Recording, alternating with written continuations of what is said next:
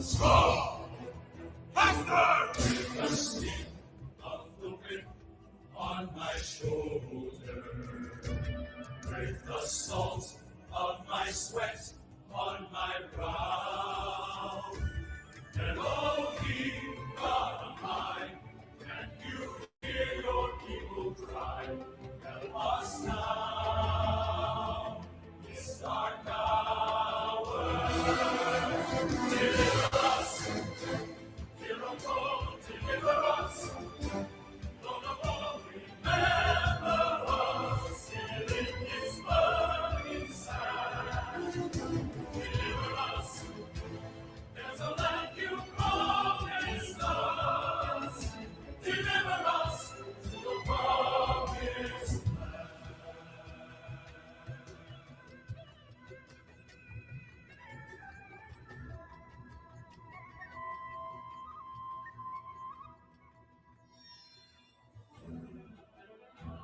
ילדי הטוב והרע, אל תירא ואל תפחד. My son, I have nothing I can give but this chance that you may live. I pray we'll meet again if he will.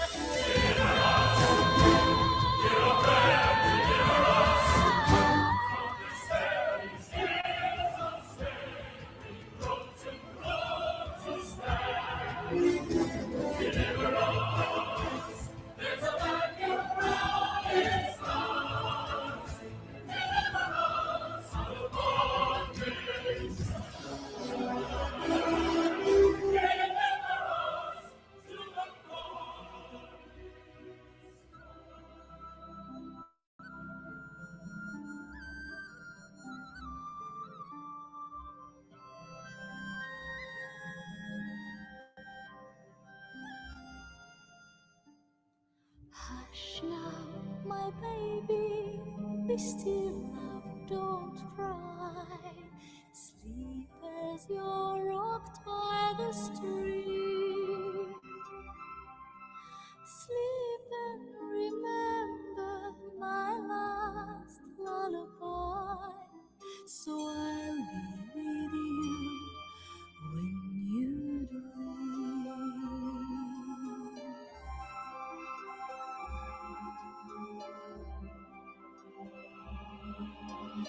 River, flow gently for me.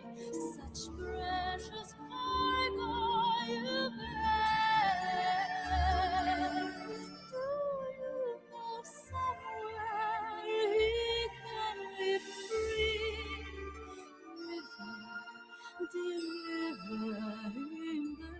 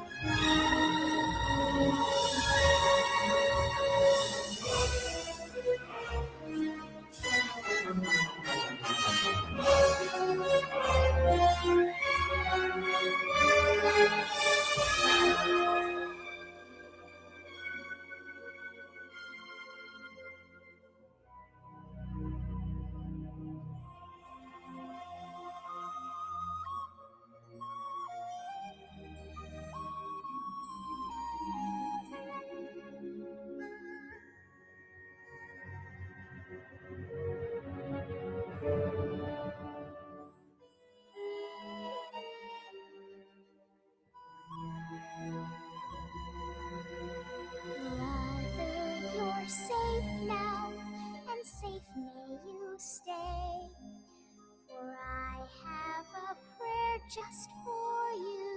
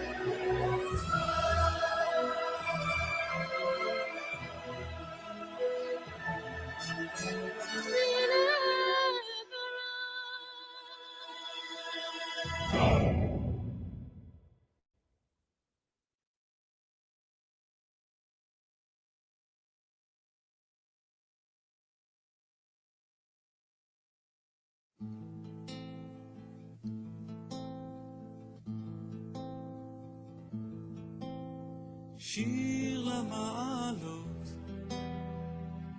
אשא עיניי אל ההרים, מאין יבוא עזרי,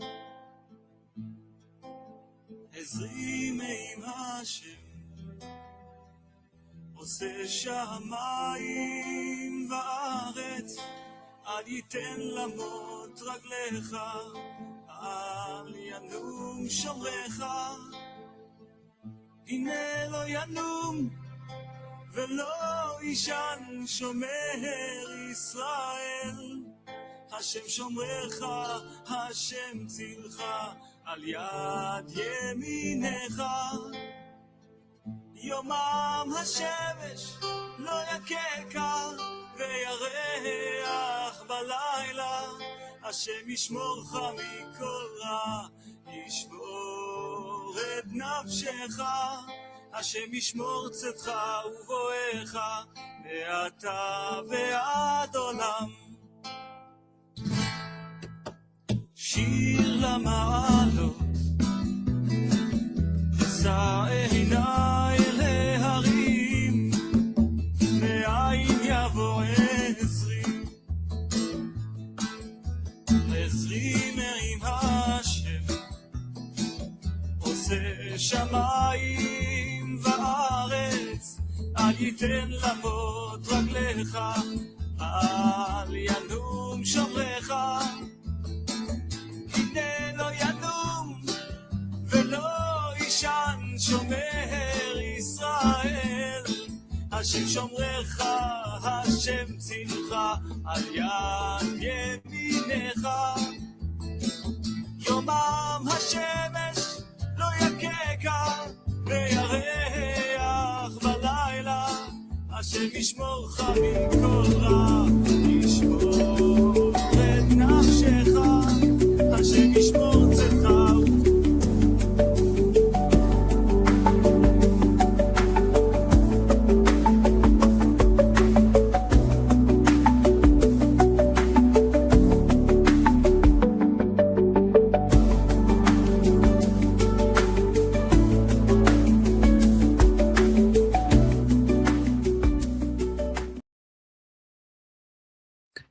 Shabbat Shalom, everybody. Shabbat Shalom, and welcome to this week's World Alliance of Qara'im Torah study. I am Hakham Melech Rahmiel ben Yaakov, and we have what I hope is going to be a very interesting and wonderful study. As usual, we're going to continue studying the minor prophets. We're in the book of Zefaniah.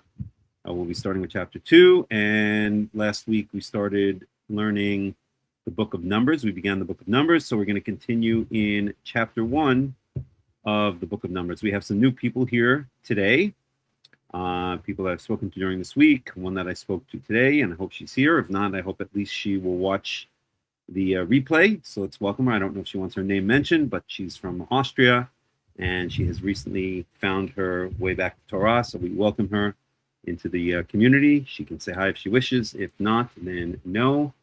What is this little girl doing? These cats are going to drive me nuts. Oh, God.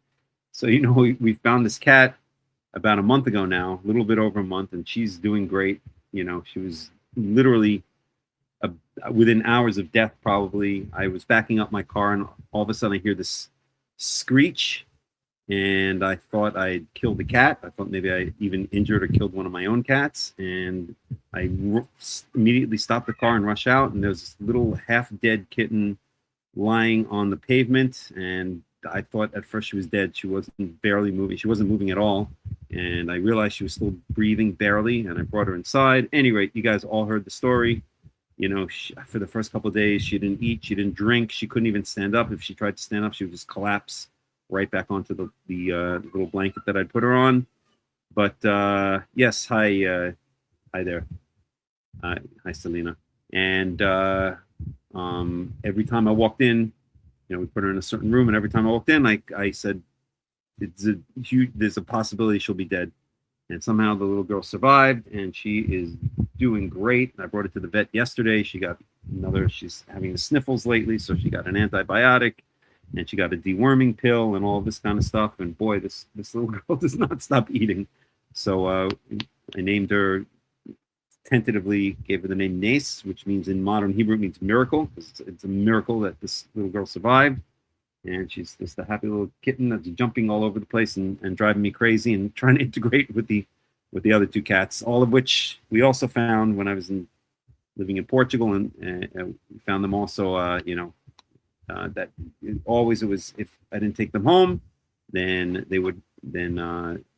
it's doubtful they would have lived. So there was no choice. They found me, I didn't find them. Anyway, just a slight update. So she's jumping on things right now. And anyway, she's doing really well, for all of those who asked. So we'll go ahead, and we're going to be studying the book of Zefaniah and in just a little while. And I just want to share some thoughts and update. You know, as I mentioned, the English-speaking community here in the city that I live in the Golan Heights, is completely ostracized me. They won't even talk to me if I walk down the street. Many of them will just look the other way, like not even acknowledge my existence. But it's very interesting because first of all, this is not the first time this happened to me. When you take a stand on something, this is going to happen to you. And that's it. At a certain point, you either stick with what you believe, or you give in to peer pressure, to social pressure, like you're in the 7th grade or the 8th grade or something like that. So, you know, my opinion is good riddance, but there have been some surprises. So first of all, there have been a number of people, I would say maybe, oh, little girl, what are you doing? What is this girl doing? Oh my God. All right, as long as she's safe. You know, there have been a number of people who have been very supportive or friendly towards me from the community. There have even been a number who have come to me and said basically implied, they didn't say it outright, but they basically implied, listen, we basically agree with you. You know, this is something that I've been thinking, or they said it to me, this is something I've been thinking for years. But, you know, I have kids in school. I have to be part of a community. I have to fit in. I can't be, you know, I can't be that bold. I can't take that boldest stand. And I totally understand when people come to me from that point of view. I 100% understand. And in fact, I encourage people not to take, you know, some people, what is this girl doing? Oh my God, what just happened? She fell into the plant. Oh my God, if you guys only saw what was going on here. At any rate, as long as she's fine. You okay, little girl? Okay. So, you know, it's funny because some people accuse me of trying to convert or trying to proselytize people towards charism. And yes, of course, I'm always trying to give my point of view, as any person would. But I actually advise people, don't outrightly, especially if you're in the Orthodox community, and if you have families and children, don't outrightly become Karaite, because you're going to be ostracized. And it's not for everybody. You really have to think it through carefully. You can still keep up appearances, pretend to be an Orthodox Jew, but deep down hold your own thoughts, which many Orthodox Jews do, not just here in the community here, but all around the world. I've been speaking to Orthodox Jews. I was an Orthodox Jew for close to 10 years in one degree or another. And I've been speaking to Orthodox Jews for decades, and many, many, many of them don't believe it. They think the whole thing is a bunch of BS, but it's important to them to stay in the community. They get the social interaction from the community. They get money from the community if they need it. They get support. They get a wife. They get schools for their children, and so on and so forth. So it's not easy to take a stand. That being said, I always do say to people, just know what you're getting yourself into. If you do take a stand, on Karaism. If you do, if you are previously part of an Orthodox community and you take a stand on Karaism, then you have to know what you're in for, what's going to happen, and how you're going to be treated. Because quite frankly, the Orthodox Jews, they consider Karaism more of a threat than Christianity. Why? Because they know Christianity is a bunch of baloney, and deep down in the hearts of their souls, whatever they have left of their souls, what is this girl doing? That has not been co-opted by the Orthodox rabbinical cult. They know that Karaism is correct. They know rabbinical Orthodox Judaism is a bunch of BS. They know it deep down in their hearts. And so when someone comes along like me, who's Karaite, Tanach-only, whatever you want to call it, and hits them with the truth, and again, I don't attribute this to anything special about myself. There are, anyone who searches out the truth of the Torah will come to many of the same conclusions that I believe that I've come to. But when you hit them with the truth, it's almost too much for them. They can't take it. The light is too much, and they just retreat into this kind of. It's almost like a tortoise curling up in its shell, or like a little child, that can't deal with the cognitive dissonance, and so runs back to its safe space. It's to its mommy, so to speak, or its daddy, and then you see very immature and childish behavior come out of these people. It's unbelievable, actually. Like sometimes I wonder, when I've interacted with some of the people in the Orthodox Jewish community here in the city that I live in, the Golan Heights, I wonder, am I dealing with mature adults, or am I dealing with children in the 6th grade or the 7th grade or the 8th grade? And it's been very interesting and very actually kind of hilarious almost to watch the progression, because at first nobody knew I was a Karaite because I don't go around advertising it. And then, but if people ask me, I will say what I believe. And, I don't hide it. I have YouTube videos stretching back decades, and writing stretching back decades. And, I'm very open about what I believe, but I don't go around, wearing it on my sleeve. But if people ask me about it, of course I'm going to tell them what I believe. And so at first, nobody knew I was a Karaite. I'm talking again within this particular community that I was part of. Then eventually one person found out, and, he was a little bit, taken aback, but didn't really upset him too much. In fact, afterwards, we had a very nice working relationship. And then other people found out, and they really didn't care. So there was this period of, I would say, about 6 months or so, where people in this community knew I was a Karaite and just didn't care. Okay, that's what Melech believes. We don't believe it. We don't agree. It's a little bit off. It's not in line with our belief system, but it's okay. But then one by one, you could see, and it started with a certain incident, which I won't get into right now. It's irrelevant. One by one, you could see that they started. First, it was one person that ostracized me, and then another one, and then you saw one by one. It was almost like dominoes falling, or like, I don't know how to explain it. Like people, like like a light switch going from on to off or off to on. One by one, you saw them switch to the other side, whereby they would not, where they would ostracize me. They would reject me. Shalom, Cook, Ash, 14. Okay. I hope you didn't burn your food. I hope that's not why you're called Cook Ash. At any rate, welcome. And so you would see them switch over to the other side, like a light switch is suddenly going off.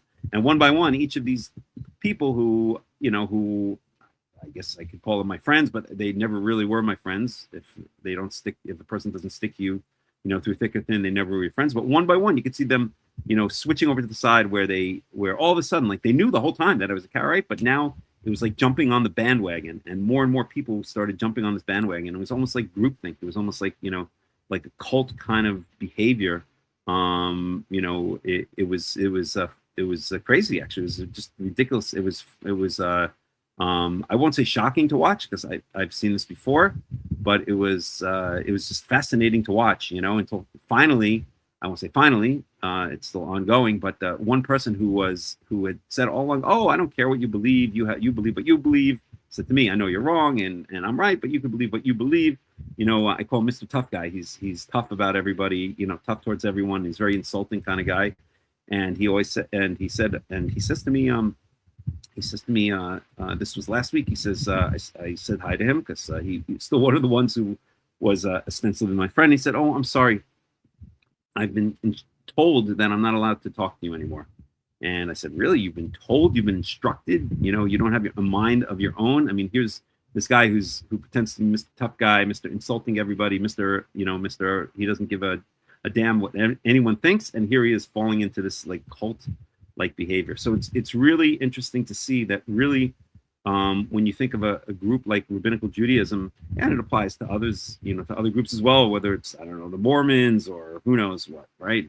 The Jehovah's Witnesses, I don't know. There are plenty of cults out there, but when you see this cult-like behavior where people give up on their independent thought process, their own ability to think, and fall into kind of groupthink and join the bandwagon, even though before they didn't, they just started joining it as other people or as the bandwagon grew. You realize you're not dealing with differentiated, self-actualized adults. You are dealing with brainwashed children. You're dealing with people who obviously have not reached a level of maturity that they can make their own decisions. They've not reached a level of psychological health or psychological independence that they can confront differences of opinion head on through facts, through discussion, through debate. And instead they have to resort to these childlike behaviors. It's pathetic, honestly. It's really pathetic, and it just exposes what a pathetic cult Orthodox Judaism is, and that it's not based in truth, and that they know it. Because if they were confident in their own belief system, they would not have to resort to the behavior of 8th graders, of children. They would be able to retain their ability as adults. I disagree with a lot of people out there. I disagree with Christians. I disagree with people who believe even that. I know one person who's joining us today believes it, and that's fine. It doesn't cross a red line for me. But people who believe that Jesus/Yeshua is future Messiah over Israel, I disagree with that. I think the future, first of all, I don't think the Messiah is an important thing. I think we should be waiting for Yahweh, God, to come back, not for a human being. But that being said, that the future Davidic king over, what the heck is this girl doing? The future Davidic king over Israel is not going to be someone who lived and died in the past. It's going to be a new person. It's going to be a descendant of David. Just as Solomon was not a reincarnation of someone else, although if you ask some rabbinical Jews, they have, I think everyone's pretty much a reincarnation of everyone else. Gets a little bit weird sometimes. But so, and I disagree with such people. I disagree, but that's okay. I can have an open discussion. I can discuss it. I can explain why I disagree, and I can accept that someone doesn't agree with me, and it doesn't cause, it's not for me means for ostracization, etc. I'm friends with Muslims. I'm friends with Trinitarian Christians. I'm friends with Messianic Jews. I'm friends with all types of people that I don't agree with, as long as they're respectful and as long as we can have an exchange of ideas. Then I'll speak to pretty much anyone. But because I'm confident in my belief system, and I don't need to resort to childlike behavior to defend it, because the only reason someone would do that is if deep down they know there's something wrong with it. So that's been what's going on, and it's very interesting. And to those who have ostracized me, I say good riddance. Good riddance. In fact, Mr. Tough Guy, who I won't mention his name, but I would speak to him on the phone, and it was the same conversation every single time. All this guy did was speak what they call lashon hara. It would speak about other people incessantly, talk about this person and talk about this person. I couldn't take it. I don't like to be in conversations where people are constantly talking about other people behind their back. And so when Mr. Tough Guy finally said that he's been instructed not to talk to me, maybe it hurt for a minute because I thought he was my friend. But in the end, I said, thank God I don't have to have these weekly conversations with him. He'll talk your ear off, sometimes for an hour, and I have to excuse myself, or sometimes make an excuse to get off the phone. And all he does is talk about is just talk about other people, just gossip about other people. I can't take it. So good riddance to all these people who are not my friend, who never were my friend. They're going to have to meet their own fate. Rabbinical Judaism is a lie. Rabbinical Judaism is fake. They know it. I know it. Everyone with half a brain in their head knows it, and they'll have to meet their own fate and their own the consequences of their own decisions somewhere down the road. And in the meantime, I don't miss them at all. And there have been some people from the community, Shabbat Shalom, Suri, Shabbat Shalom. There have been some people from the community who have been very supportive towards me. As I said, a number of people have come to me and basically said in not so many words, I basically agree with you, but I can't really say it. I've got to be part of a community. I've got to have kids. I have kids in school. I don't want to take that kind of stand and be ostracized. And I said, I totally understand. Just keep it to yourself. And if you ever need to talk, then we can talk. And a number of people from that so-called rabbinical community have communicated that to me. And then other people have just been kind of supportive of me. Like they've said, it's unfortunate what happened. You shouldn't have been ostracized. I can believe what I believe. You can believe what you believe. In other words, there are some mature people there. And I think that's the sign of maturity, that they can realize that they can have a certain belief system. I can have another belief. I can have a different belief system, and it doesn't have to be a threat to them. Those are people who actually have reached a higher level of maturity, and it never ceases to amaze me that the ones that I thought were the mature ones turn out to be the most immature ones, or the ones that I thought that were my friends and would support me turn out to be the ones who turn against me the most, and the ones that I wasn't sure about or thought they didn't really have much of a liking towards me turn out to be the ones that come out and support me and defend me. And you never know who it's going to be. It's kind of completely unexpected, and it has been in this case. And I have a certain number of people in mind right now that I'm thinking of, which some of them I never thought really took much of a liking to me, but they have been friendly towards me, supportive of me, and so on and so forth. But at any rate, it doesn't matter. It makes no difference to me. What's important to me is the truth. What's important to me is learning and teaching and exploring the words and the way of Yahweh, the God of Israel. And if that means I have 500 friends, so be it. And if that means I have 2 friends, so be it. Thank God I have people who I've known for years, for decades. I have friends stretching back to childhood who are loyal to me, to the death, literally. And so I don't really need a particular community or another community. And I'm just happy, reducing my circle of acquaintances to those who either accept my points of view or who actually agree with me and my points of view. Okay, so that being said, just give me 1 second. Let me turn on the light here. It's getting a bit dark. It's already 7:30 here in Israel. So just give me 1 second.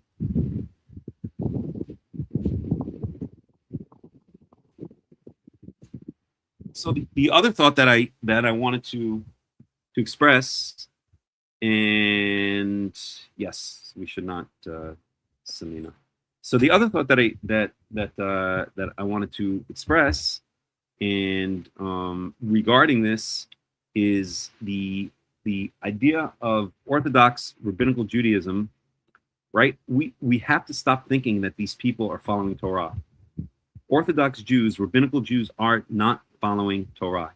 We have to get it out of our head. They promote the idea. They believe that they're following Torah. They promote the idea to the rest of the nation of Israel, to the world, that they are following Torah. They promote the idea that they are the guarders, the keepers of Torah, the teachers of Torah, the understanders of Torah, and they are not. Orthodox Jews do not follow. היי, זה, מה נשמע? עכשיו? אוקיי, אז אני אכנס בפנים. אתה עושה את זה עכשיו?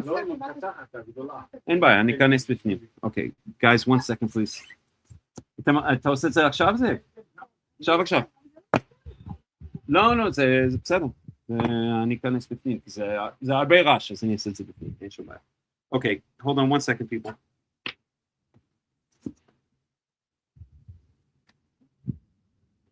Oh. 1 second, I just have to move position. Just give me a minute here. Just temporarily. Give me a second here. Sorry.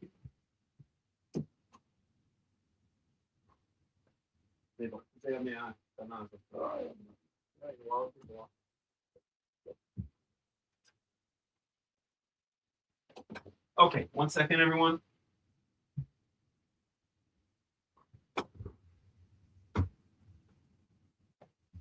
see. 1 second.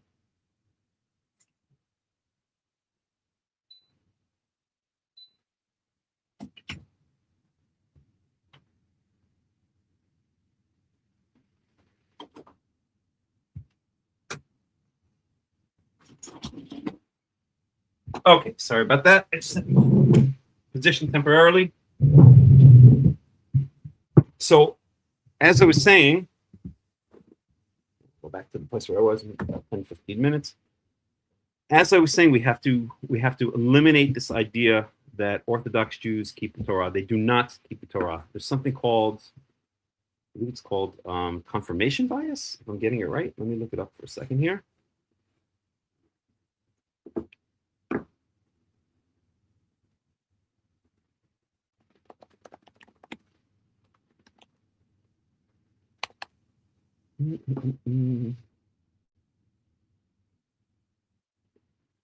So confirmation bias, I'm reading from Google, is the habit of mind that makes people look for, favor, and remember facts that match what they already think. It leads people to accept friendly news, forget opposing signs, and misread mixed clues as proof they are right.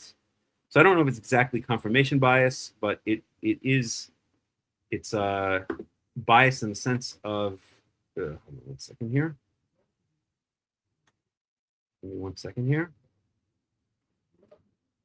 1 second. I just want to do a speed check. Sorry about this. Just bear with me.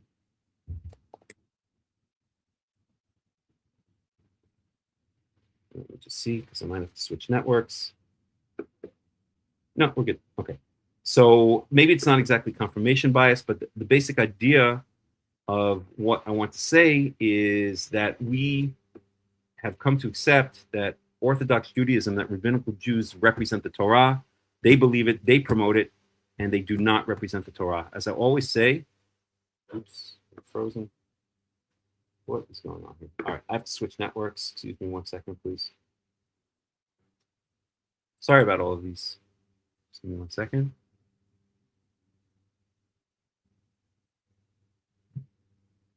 One second.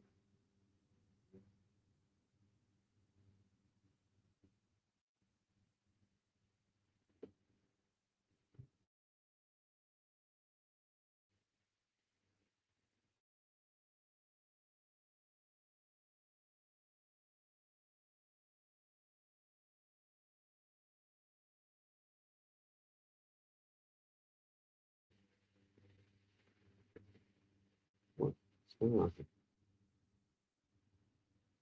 1 second, please. Okay. Again, let me just run a quick speed check. I'm sorry about these technical problems. That's just the way it goes sometimes. I think we should be good now. One more speed check. Yes, we definitely are good now. Okay. Sorry about that. So at any rate, what we have to understand is that rabbinical Judaism is it's a derivative religion. It's like Christianity or it's like Islam. It is not Torah. It's a derivative religion that grew out of Torah, and that is a permutation or a distortion of Torah, just as Islam grew out of 7th century Arabia, just as Christianity grew out of 1st century Roman-controlled Israel. So rabbinical Judaism grew out of essentially Greek, Hellenistic, Roman, and Babylonian-controlled Israel and Mesopotamia. And that's what it is. It is not Torah. It's a derivative religion. So rabbinical Jews are not keeping Torah. Get it through your head. They are not keeping Torah.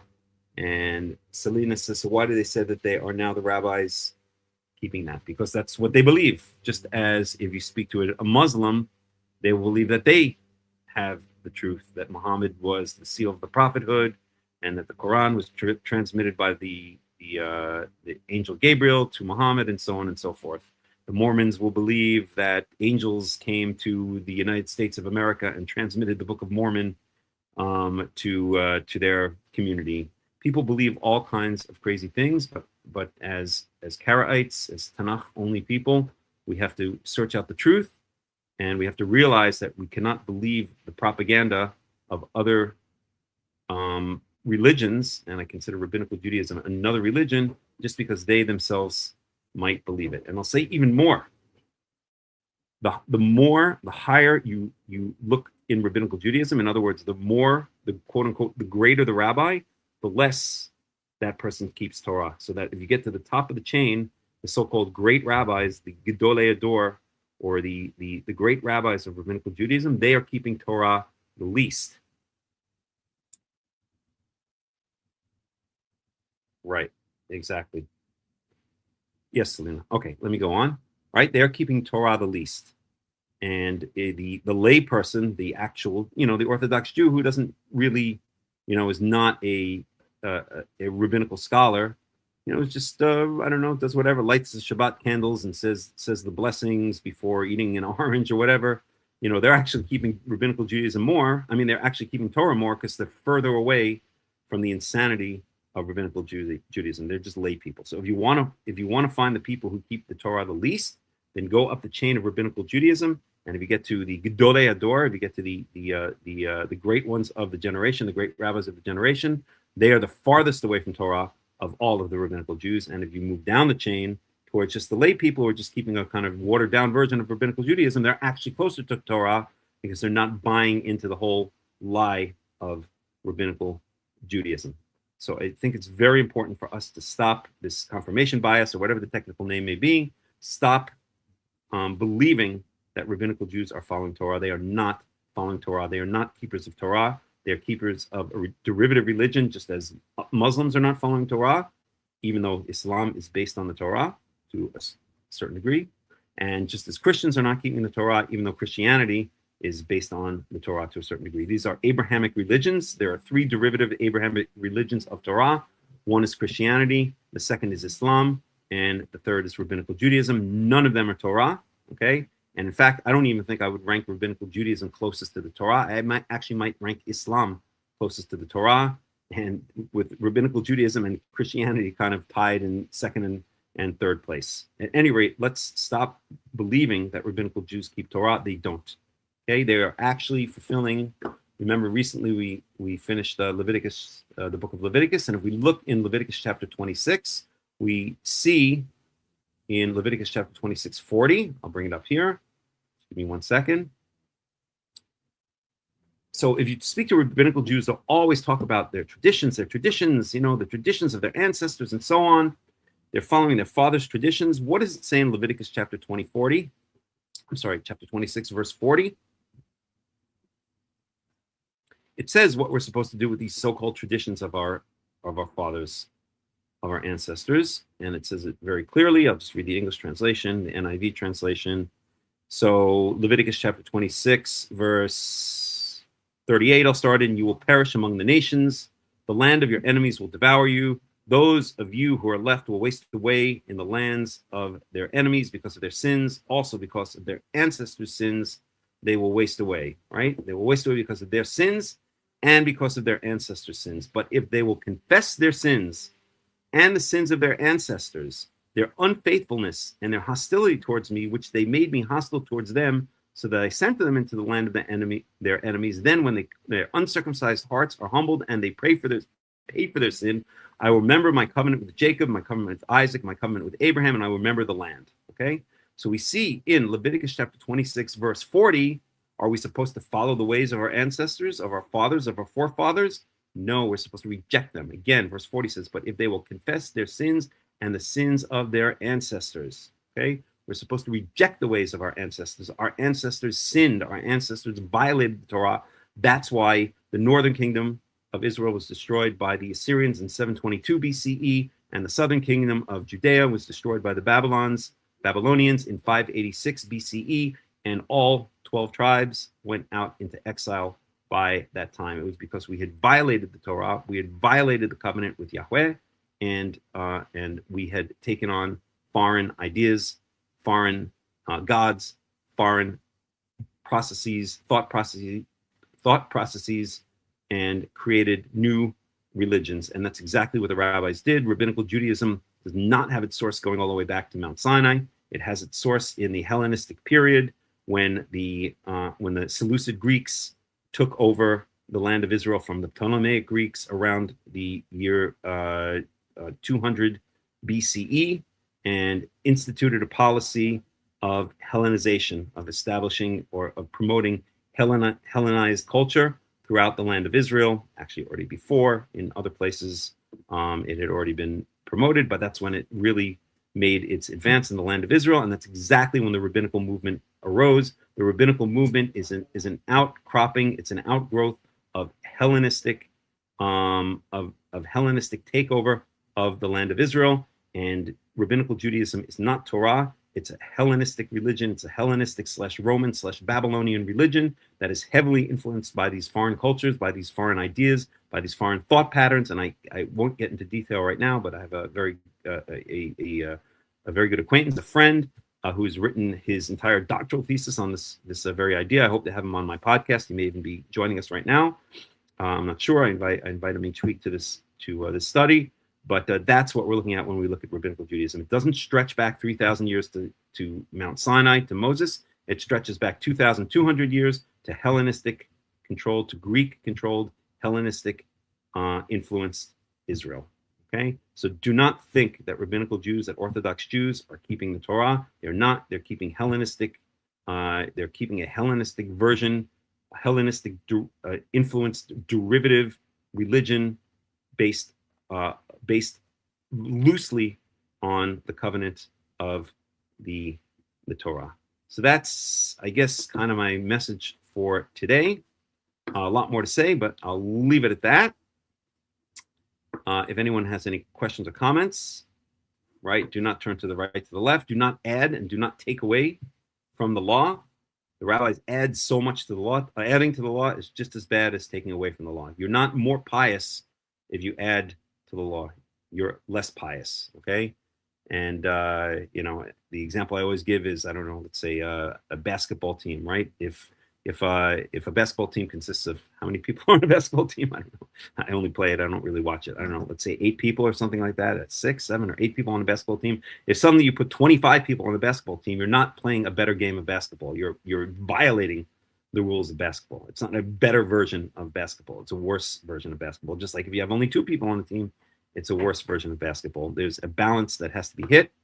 And yes, I did do the weekly Torah portions. I did do the weekly Torah portions for a long time, and I don't do that anymore.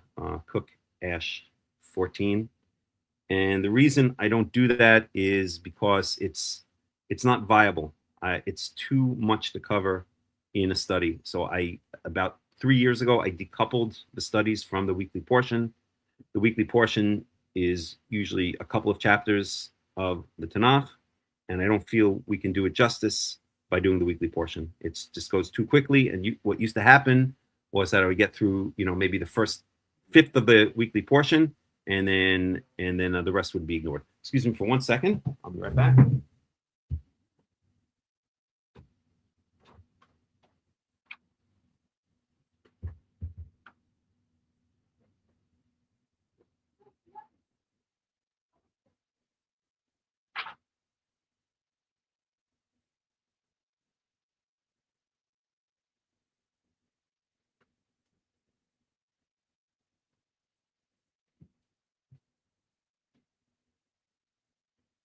One second, please.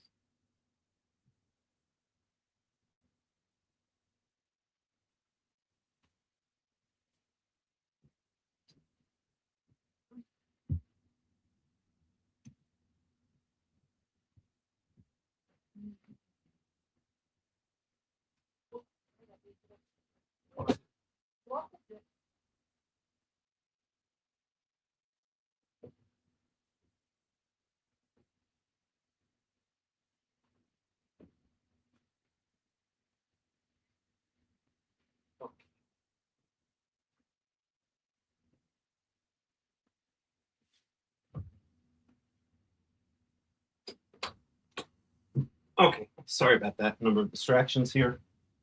No biggie. Give me 1 more second here. Okay, so right.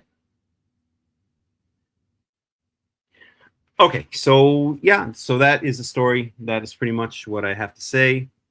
And I actually I feel sorry for the people stuck in rabbinical Judaism because I know what their fate is in the end if they don't repent of this distorted form of Torah. I know what their fate is. It's the same fate that Jews throughout the generations have faced, whereby I live in Israel, and it's only a small fraction of the Jewish nation that has made it back to the land of Israel. For thousands of years, many of us, many Jews have been killed in pogroms, holocausts, inquisitions, rapes, murders, and so on and so forth.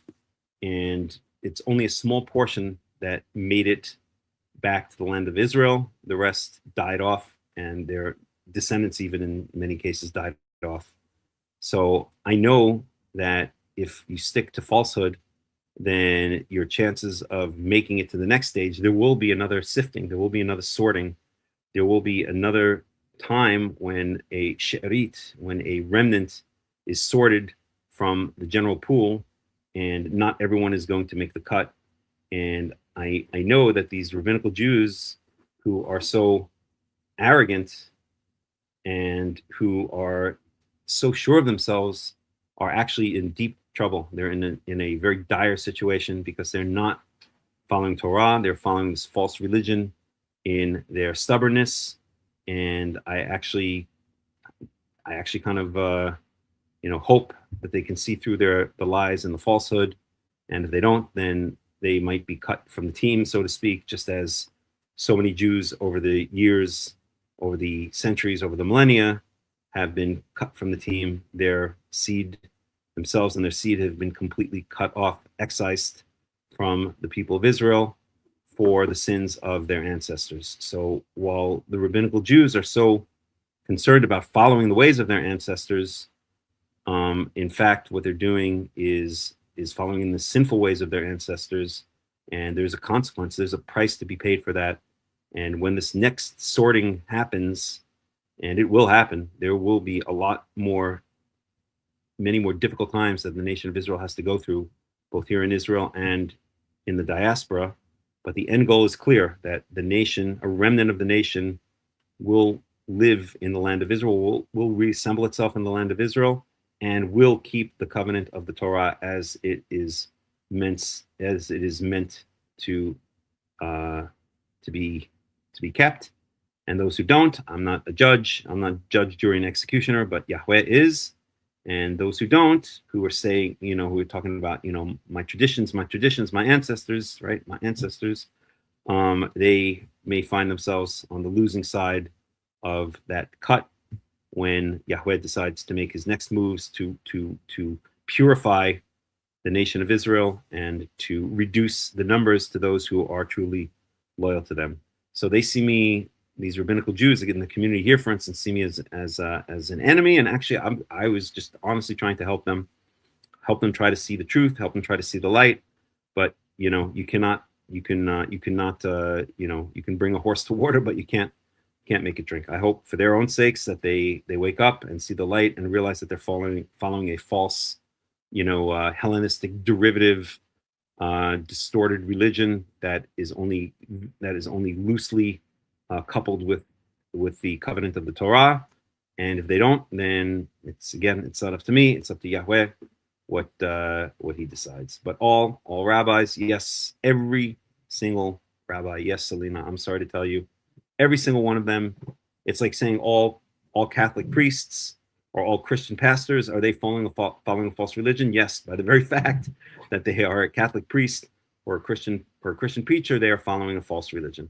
Okay, what their fate is not up to me or not up to anyone. It's up to Yahweh. It's up to God. But yes, every single rabbi, by the very fact that he's a rabbi, is following a false religion. That is true. That's the sad truth of the situation, but it is the truth.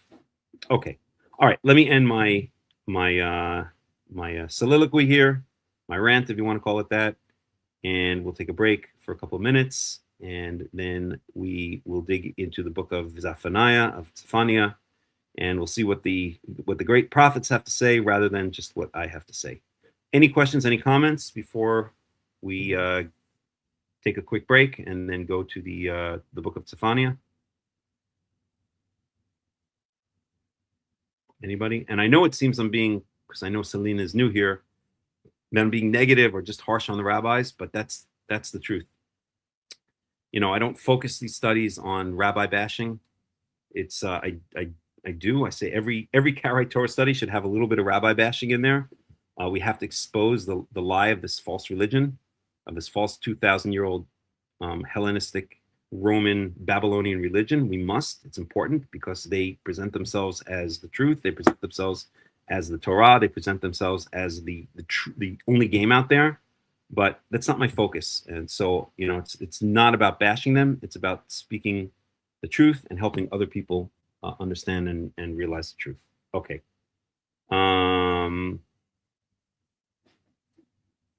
Okay.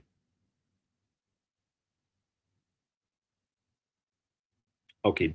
So we're going to take a break now for a couple minutes, and we'll come back. I'll put some music on, and then we'll come back, and we will dig into the book of Zefaniah, So see you guys back here in just a couple of minutes.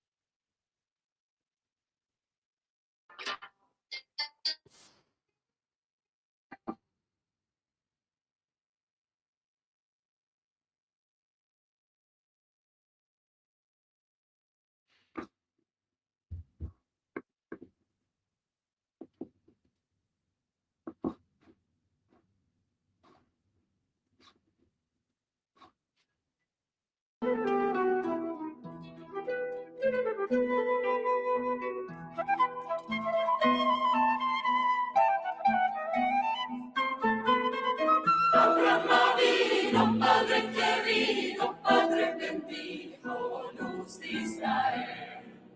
Abraham, Padre querido, Padre bendito, luz de Israel.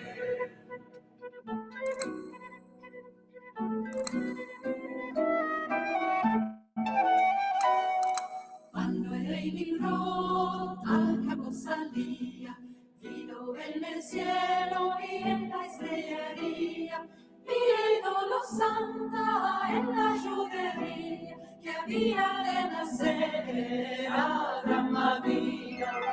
Abraham había, Padre querido, Padre bendito, luz de Israel. Abraham había, Padre querido, Padre bendito, luz de Israel.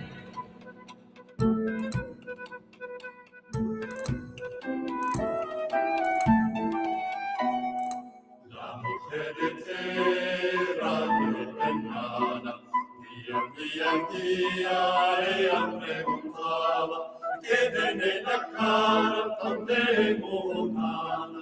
Ella ya sabía el bien que tenía. Abraham había, Padre querido, Padre bendito, luz de Israel. Abraham había, Padre querido, Padre bendito, luz de Israel.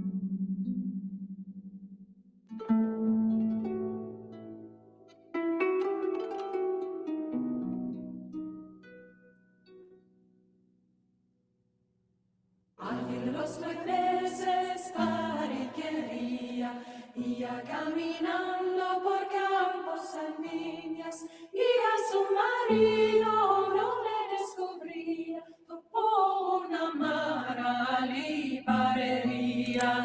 Abraham vino, Padre querido, Padre bendito, luz de Israel.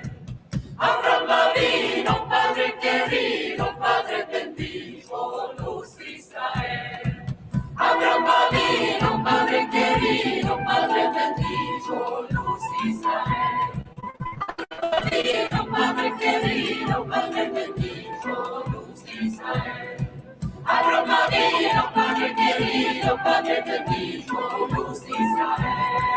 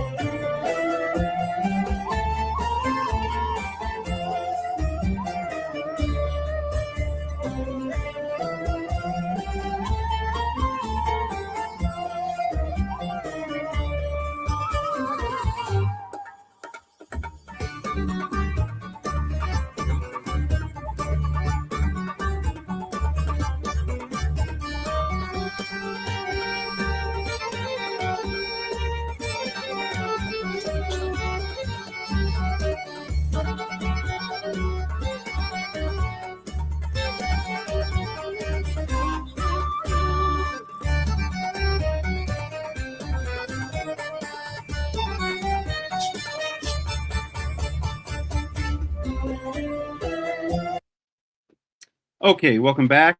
Welcome back. Once again, this is the World Alliance of Qara'im Shabbat Torah study.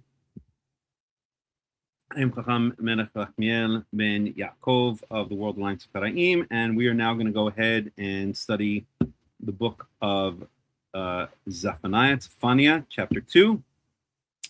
Let me just again talk very briefly about various programs. So we are in the process of building a community here in Israel, an actual live World Alliance of Qara'im community.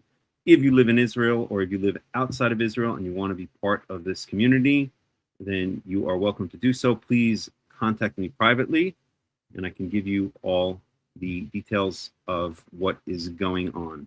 We're also working on a bunch of other projects. We want to set up a Karaite Learning Center.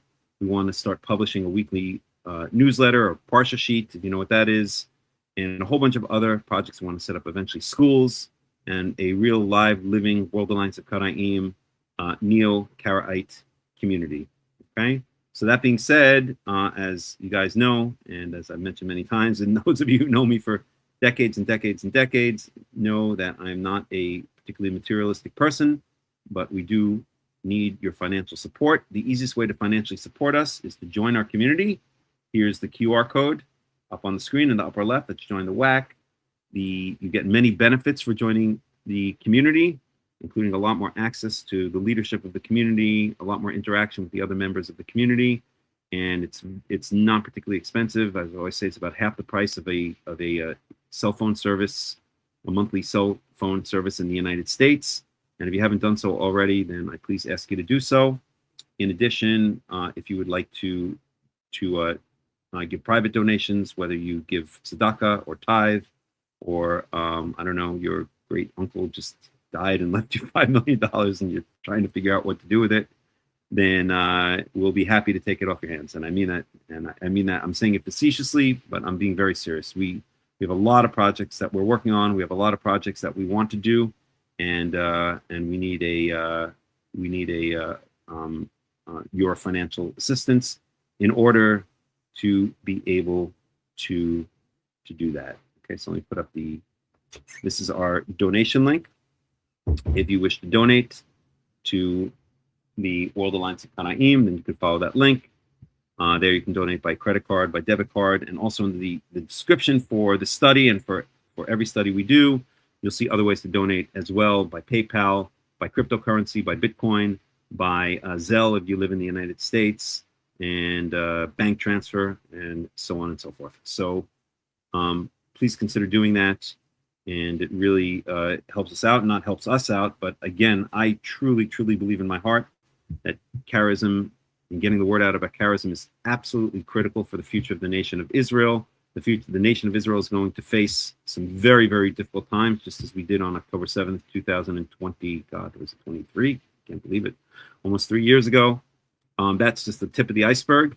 And the key, I truly believe this in my heart and soul, the key to bringing salvation to our people, to getting them to where they ultimately need to get, is to get the word out of charism / Tanach-only Judaism. And that requires doing that in the real world.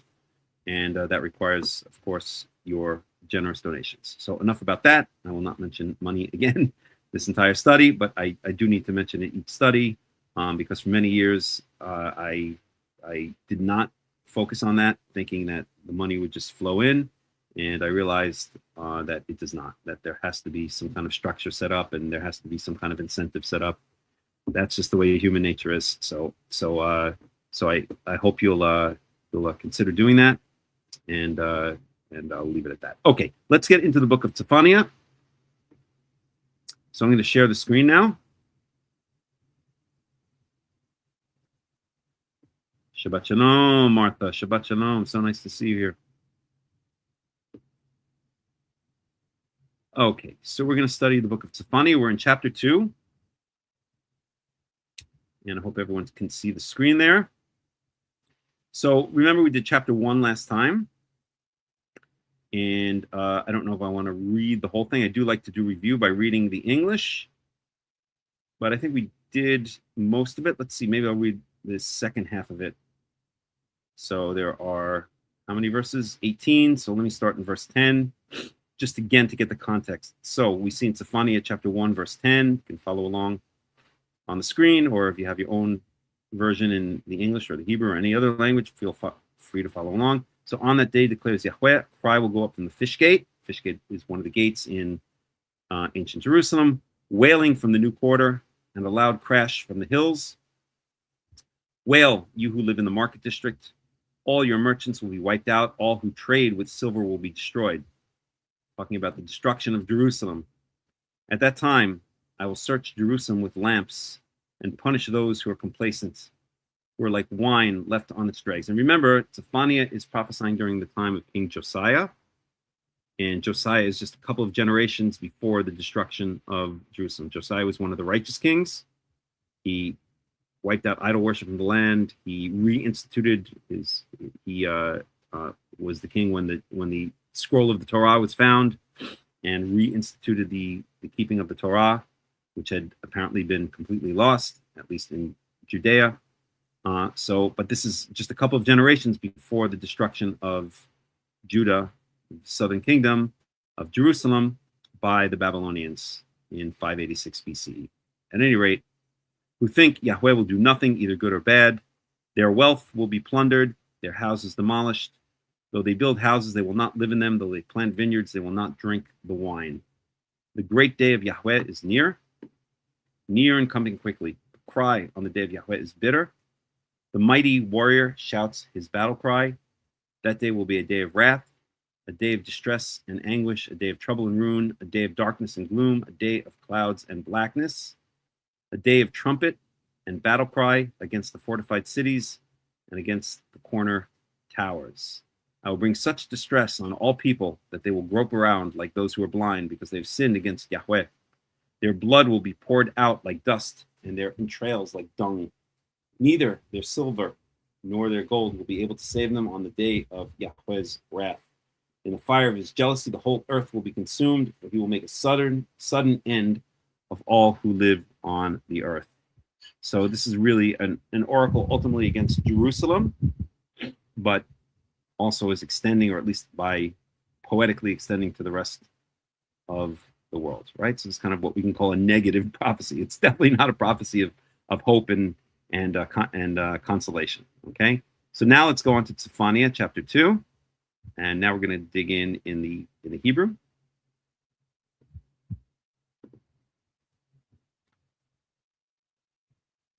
Shabbat Shalom, everybody. So we're going to read in the Hebrew and translate into the English. We'll do some commentary from Robert Alter, as we usually do. Okay, so let's do so. Okay. Hit kosheshu, wakoshu, agoy lo nichsav. So hit kosheshu, gather together. And gather yourselves together. Nation, you nation that is not to be desired. Here they translate as shameful nation. Let's get a Robert Alter translation on that one. So gather yourselves, O gather nation undesired. Okay, and any comment here?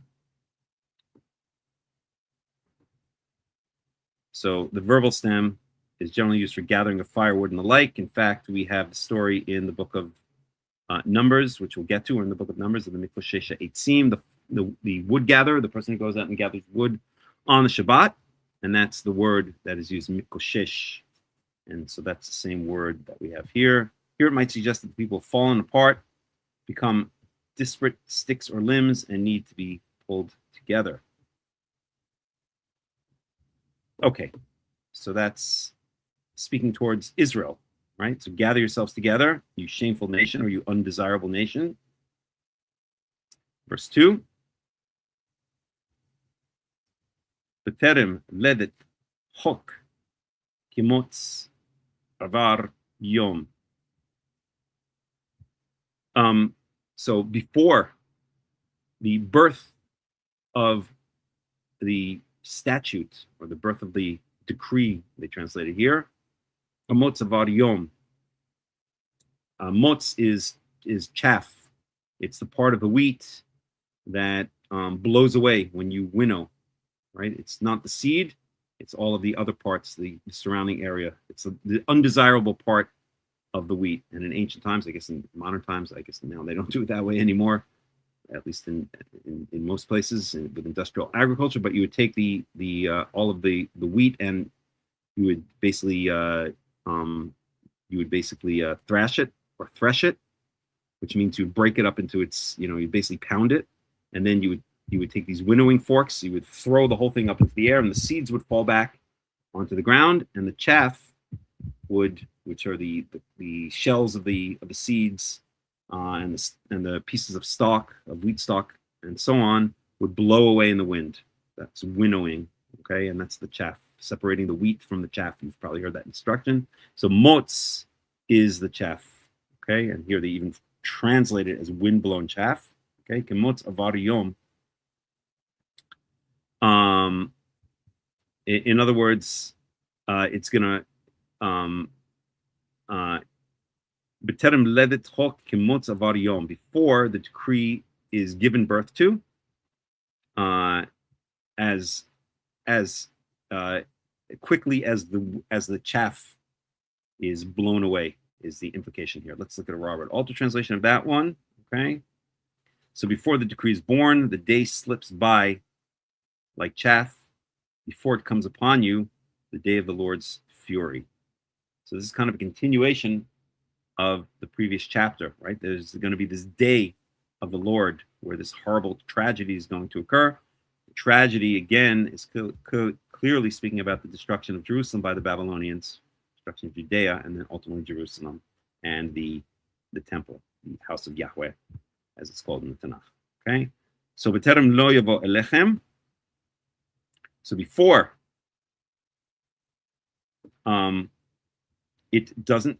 it comes upon you, charon af Yahweh, the furious anger, they translated here as fierce anger. Literally, it means charon af means fire coming out of the nose, not literally speaking, but figuratively speaking. What little girl? Hold on a second. Come here, baby. Little girl, come here.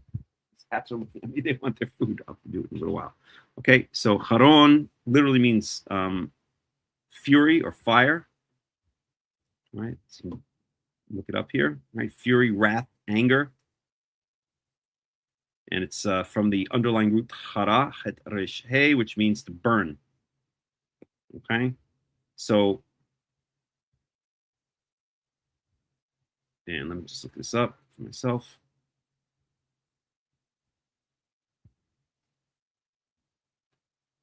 One second. And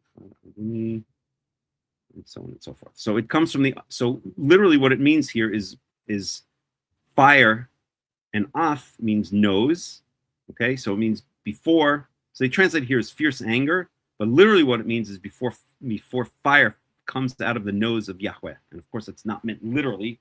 Yahweh does not have a body.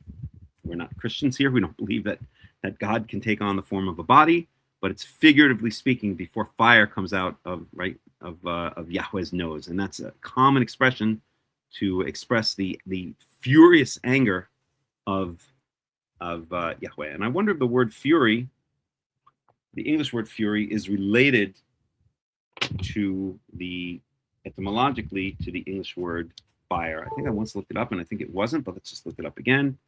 Fury etymology, just out of curiosity.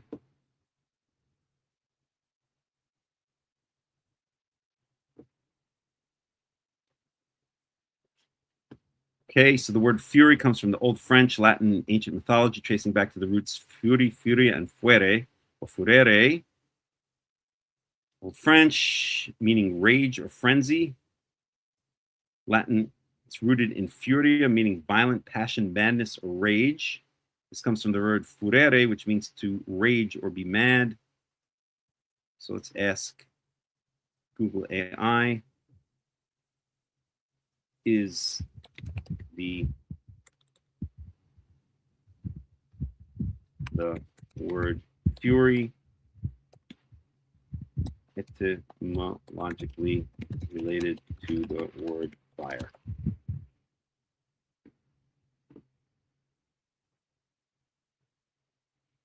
No, the word fury is not etymologically related to the word fire, despite the similar spelling and conceptual connection of burning rage. They come from entirely different language families and ancestral roots, so on and so forth. Okay, fury is Latin. It's from Romance languages. As established, fury comes from the Latin word furere, to rage.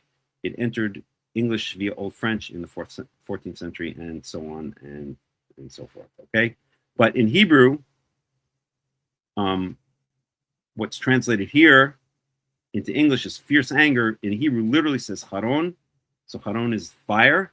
Af is nose. So fire coming out of the nose of Yahweh. So we have this image of he's so angry that fire just comes right out of his nose. Okay.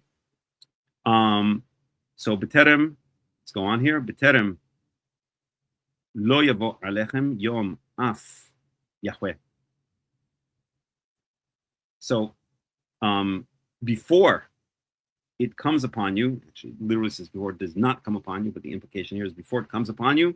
What comes upon you? Yom af Yahweh, literally the day of the nose of Yahweh. I'm reading it literally, but again, what it means is, figuratively speaking, the day of the day in which fire comes out of Yahweh's nose, or the day of Yahweh's fury. Okay, here they translate it as before the day of Yahweh's wrath. Okay, but we know that biblical Hebrew is a very descriptive language. It's a very poetic. No, that's not the right word. It uses a lot of expressions and imagery, and uses language in a very figurative way often. And so that's what we see here. Okay, so literally have this image of fire, of this day coming, and it's going to come very quickly, just like the wind carries away the chaff, and the wheat seeds fall to the ground. And on this day, and so before this day comes, and we'll see what the prophet says to do before this day comes, obviously to repent, he's going to say, right? But before this day comes, this day on which the fire comes out of the nose of Yahweh, figuratively speaking, then prepare yourselves. Okay, let's see if there's any Robert Alter. So seek the Lord, or here, verse 2, before the decree is born, the day slips by like chaff, before it comes upon you the day of the Lord's fury. Okay, and that's verse 2. The day slips by you like chaff, and Robert Alter says the day is moving rapidly down on Judah like wind-borne chaff. Okay, again, if we look, let's even see. Okay, maybe we can find a quick video just to see what we're talking about, so we get that image.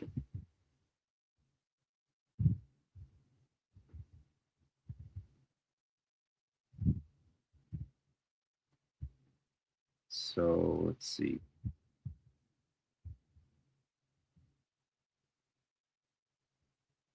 A second here.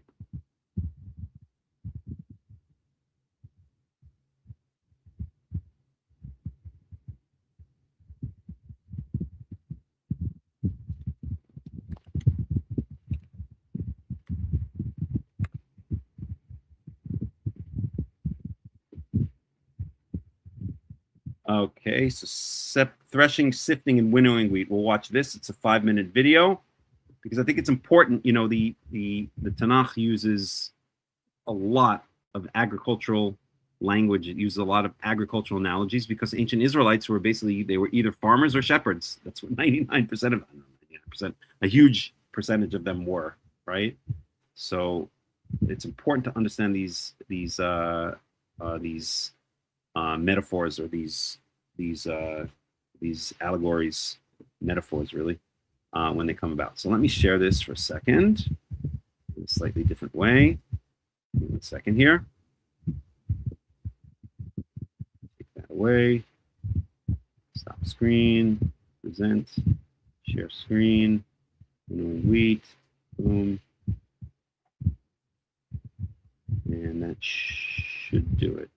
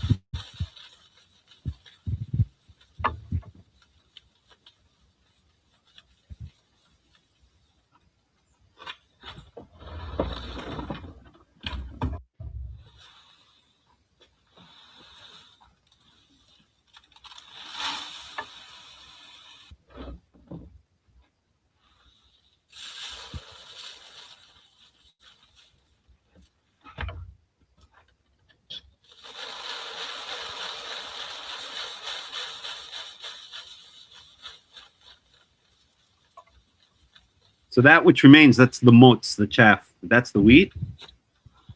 And now we're going to see winnowing.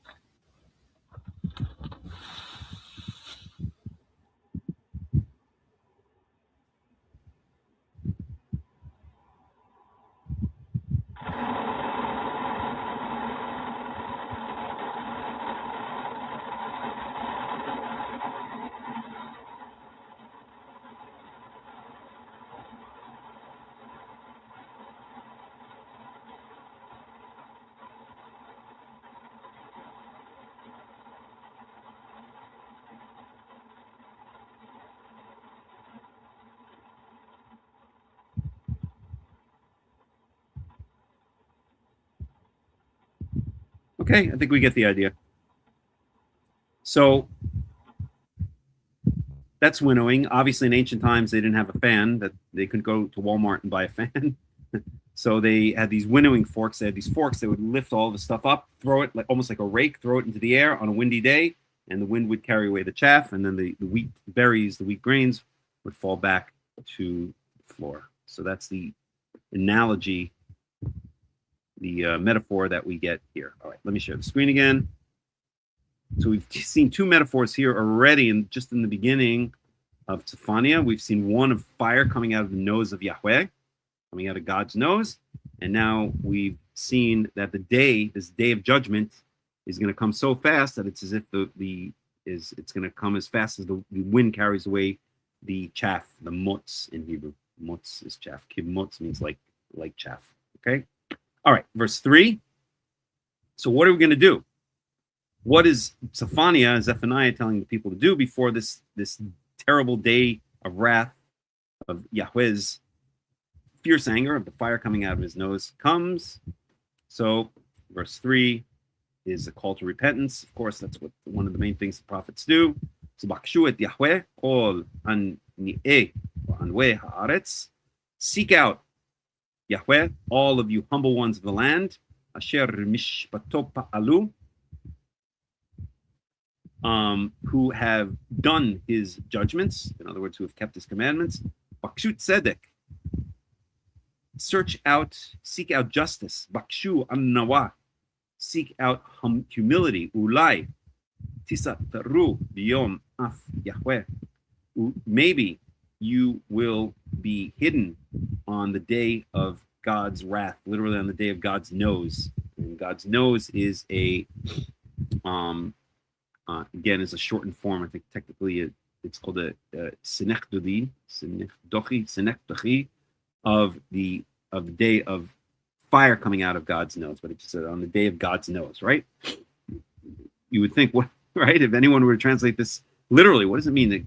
The day of God's nose, right? Doesn't make any sense. But again, this is the metaphor that's being used. Of course, it is proof that God's Jewish because it's talking about his nose, right? We know Jews have big noses, so therefore this is a textual proof that that God is Jewish, right? Because it's speaking about his big nose. Okay. Any rate, so yeah, typical call to repentance. Notice it doesn't say anything about putting on tefillin or separating meat and milk, or saying or doing the Shemona Esrei, doing the prayer service in a synagogue 3 times a day. This is all irrelevant to the ancient prophets. Okay, what's relevant to the prophets is first and foremost justice, humility, doing that which is right, and separating oneself from that which is wrong. Okay. Any questions? Any comments so far? We're up to verse 4. Just checking to see if there are any questions or any comments. No, there are not. So let's go on. The day that his patience is run out. Yeah, you could translate it that way, for sure. Okay, the day of his wrath. Okay, let's see if Robert Alter has anything to say about that verse. No. Alrighty, so verse 4. Yeah, this is important actually. Oh boy. Where is it? Well, we'll get to it. Okay. So verse 4. So now we're going to talk about, as it says here, Philistia. We're going to be mentioning the Philistine cities. There are 5 Philistine cities. Can anyone, pop quiz, anyone who could do it gets a lollipop. You'll have to provide yourself with a lollipop, but I give you permission to buy yourself a lollipop. Can anybody name the 5 cities of the Philistines? They always say there are two A's, an E, and 2 G's. Although in Hebrew it doesn't work out that way. Can anybody name any of the 5 cities of the Philistines? We see some in front of us right now. So the 2 A's are Ashdod and Ashkelon. The E is, that's right, Ashdod. Very good. Click Ash 14. Ashdod, not Ashton, but Ashdod and Ashkelon, 2 modern Israeli cities, not far from the ancient cities. And notice they're down south. If you look on the map today of Ashkelon and Ashdod is south of Ashkelon. They're right on the coast, and they're not far from the Gaza Strip. So those are the 2 A's. E is Ekron, and the 2 G's are Gat, which is where Goliath is from. If you look in the book of Judges, chapter 17, you'll see that Goliath is from the city of Gat. And the last one is Gaza. And really in Hebrew, it's Gaza or Gaza, but in English, it's translated to Gaza. So Ashkelon, Ashdod, Ekron, Gat, and Gaza, or Gaza, correct. Very good. Okay, so now we know that this is a prophecy, or we know that this is an oracle against the Philistines, because we're speaking here about the Philistine cities. Okay, verse 4. Ki Aza Azuva Tier, because Gaza will be abandoned. So there's one, Aza, Gaza. Wa Ashkelon Lishmama, and Ashkelon will become a desolation. Is city number 2. Ashkelon, Ashdod B'Tzoraim. You got a Shuha, and they Ashdod in the middle of the day, they will empty her out. They will kick out all of her inhabitants. They will exile all of her inhabitants. And Ekron will be uprooted. Okay, so we have 4 of the 5 cities here. Okay, Gaza, Ashkelon, Ashdod, and Ekron. The only one that's missing is Gat.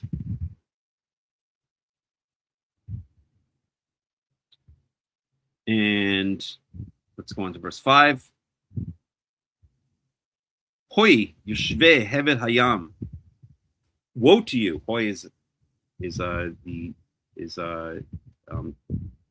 usually translated as woe to you. It's kind of a cry of despair, right? Hoi, it's onomatopoeic, right? It sounds as it means. So hoi yoshvei hevel hayam. So woe to you, you inhabitants of the strip by the sea, right? The sea coast. Goy, Karaitim, the people of the Karaitim, the Karaite people, excuse me, and we'll talk about who they are in a second. Dvar Yahweh alechem, the word of Yahweh is upon you. Kin'an, Eretz Flishtim, Canaan, the land of the Philistines.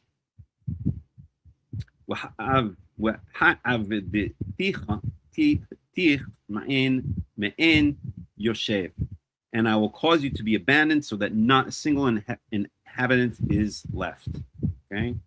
I will destroy you and none will be left. Okay, so what's going on here in verse 5? Let's get a little commentary. So Gaza shall be abandoned, Ekron shall be uprooted. Hebrew exhibits untranslatable wordplay for both of these. Aza Azuva Ekron Te'aker. So yeah, that's a good point, which I failed to mention, but let me do it right now. So this is in Hebrew, so it's translated here as Gaza will be abandoned. But in Hebrew, it's wordplay. Aza Azuva, right? So Aza is Gaza, and Azuva will be made desolate, will be abandoned. Okay, will be left behind. And they sound alike in Hebrew. Aza Azuva. Okay? So it's wordplay in the Hebrew. And Ekron Te'aker. Ekron, here we have the ayin. Second letter is the ayin, third letter is the kuf. And here we have, again, the uprooted. We have an ayin followed by, actually, an ayin kufresh. And here we have ayin kufresh, the second, third, and fourth letter. And here also the second, third, and fourth letter. So it's translated into the English as Ekron shall be uprooted, but it's a word play. Okay, it's alliteration in Hebrew. Ekron te'aker. Ekron sounds like te'aker. So it really works in the Hebrew. It's much more poetic, much more expressive in the Hebrew than, of course, it is in the English. Okay. Very good. So that's that. The Karaites, this probably means Cyprus being the approximate reputed place of origin of the Philistines. So we won't get into right now, but the Philistines are supposedly from Kaftor. Kaftor is the biblical name for what many scholars believe was Cyprus, the island of Cyprus. I have a very good friend who's living in Cyprus right now. Maybe I'll go visit him one of these days. It's a very quick plane flight or even a boat ride from Israel. And it's believed that the Philistines invaded or came to the coast of Israel, the southern coast of Israel, from Cyprus, and that's why they're often called the Sea Peoples. They came by sea and took over the southern coast of Israel, right? In fact, let's look that up for 1 second. So we'll do a little, who were the Sea Peoples and when did they come to Israel?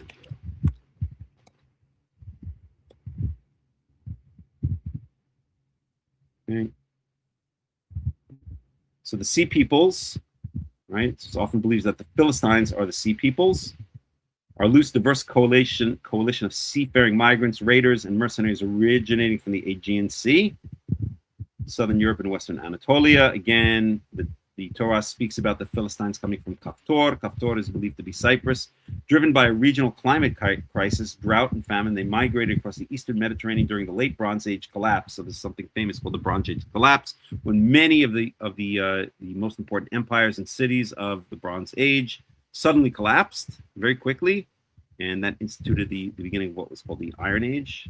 Okay, and settled on the coast of modern-day Israel between 1200 BCE and 1175 BCE. Who were they? A scholarly term. No ancient text uses the phrase Sea People. It is a modern term popularized by the 19th century Egyptologist Gaston Maspero, to describe tribal groups that attacked the Mediterranean coast. So the Peleshet, or Philistines, the most prominent group to settle in Israel was the Peleset, whom scholars directly link to the biblical Philistines. Other factions, Egyptian records from the Temple of Ramses II, also name factions like, we don't have to go through the names, and so on and so forth. DNA and archaeological evidence from sites like Ashkelon show they were not just armies, but families of farmers and artisans fleeing a collapsing homeland. And we won't go into the whole thing, but if you're interested, you can look up more about the Sea Peoples, which included the Philistines. Okay, so let me just check in and see if there are any comments or questions here.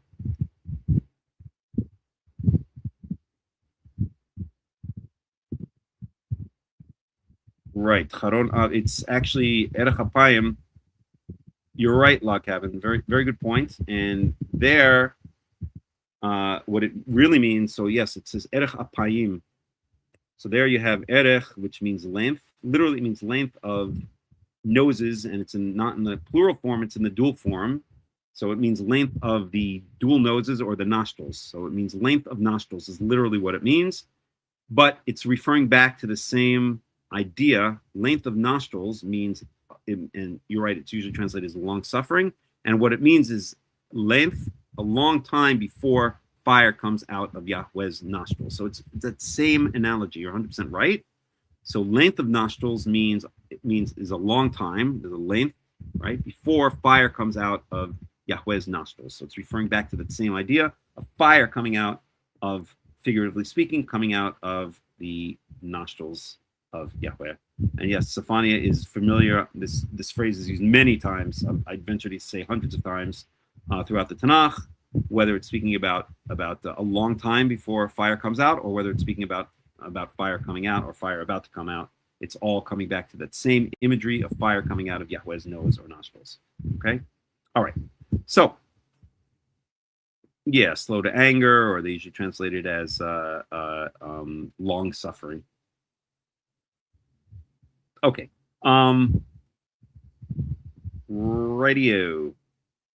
So, okay, so the Karaites, the nation of the Karaites, whoever it is.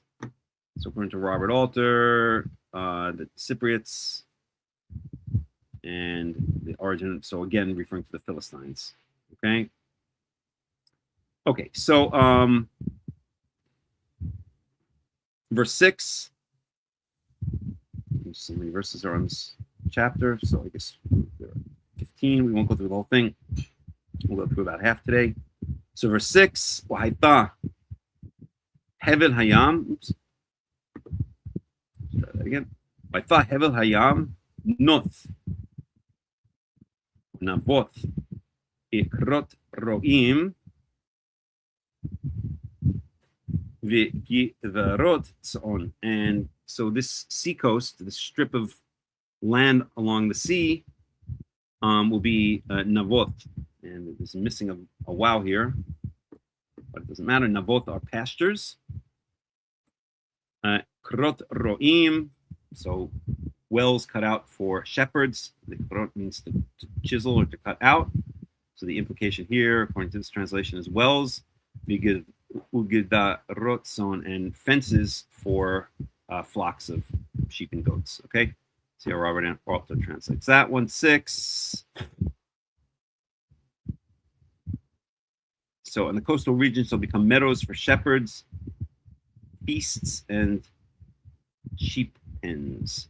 So he translates it a little bit different. Not sure where he gets feast for shepherd's feast. Let me look at the Hebrew again. Time. Meadows for shepherd's feasts. Hebrew. So he's translating krot as feasts. So 1 second, please. Yeah, I'm not sure where he gets feasts from.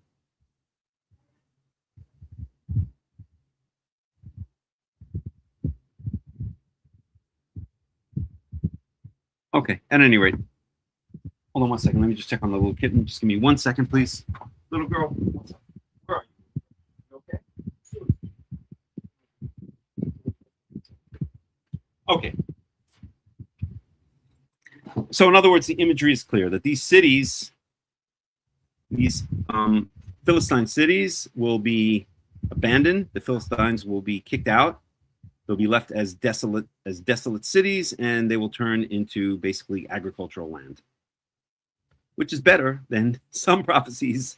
Let's say the prophecy against Edom in Isaiah chapter 34 and in the book of Obadiah, where we have the land of Edom being left completely desolate, where essentially it shall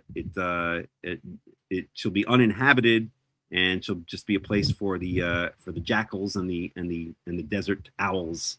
So this is a little bit of a better prophecy. It is along the seacoast after all. Okay. So verse 7. So now we have a continuation of the prophecy against the Philistines or against the Philistine city.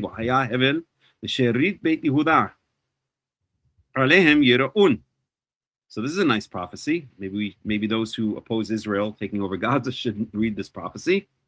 So the strip along the sea, strip in parentheses along the sea, L'sherit Beit Yehuda will be given over to the remnant of the house of Yehuda. So we have again this idea of the remnant. Remember, I spoke about this in my opening monologue, that there's a sifting. If we look at the nation of Israel over the thousands of years of history, we see there's always a sifting. Many people do not make the cut. They are cut off from the nation. They are destroyed. Their entire lineage is wiped off out of the nation. And a remnant remains. And the remnant that remains, according to the Torah, according to the Tanach, are those that are loyal to Yahweh. Okay, so it's almost like a thin thread out of an entire fabric. Just one thin thread makes it through towards the end, and that thin thread that makes it back to the land of Israel and that is loyal to Yahweh is the ones that reap the ultimate blessing, that reap the ultimate benefit, that reap the ultimate gift that Yahweh wants to give his people Israel. And through this sifting process, through this, I guess you could say, winnowing process, or this process of refinement, many fall by the wayside, and only a remnant remains. So for myself, being back in the land of Israel, I've made it this far, and I hope that by my attempt to follow true Torah, to reject false philosophies such as rabbinical Judaism, Pharisaic rabbinical Judaism, Christianity, Western secular culture, and all the rest of the false philosophies that are out there, I hope that Yahweh will bless me and include me in this remnant, right? Not cut me off. And I fear for those rabbinical Jews who I honestly was just trying to help, that many of them will not make the cut, that they are stuck in the stubbornness of their ways, the stubbornness of their heart, that they're embracing the ways of their ancestors rather than rejecting the ways of their ancestors, as we're commanded to do in Leviticus chapter 26, verse 40. So it's sad, because sometimes you try to help people and they see it as you're trying to hurt them or as a threat, when really all you're trying to do is help them. But, what can I do? At the end of the day, people have to be responsible for their own actions. Okay, so so this strip of land along the coast, meaning the Philistine region, Philistine land, Philistine territory, will come into the possession of the remnant of the house of Judah. And this is clearly after talking about after the destruction by the Babylonians, since the entire prophecy, it would seem, of Zefaniah is prophesying this upcoming great day of wrath of Yahweh during the time of Josiah, who, again, this is before the destruction by the Babylonians of Judea and Jerusalem. Okay, so Alehem Yira'un, and they will graze their flocks, they will pasture their flocks upon this land, upon this Philistine land. Okay, Bivate Ashkelon. Oops.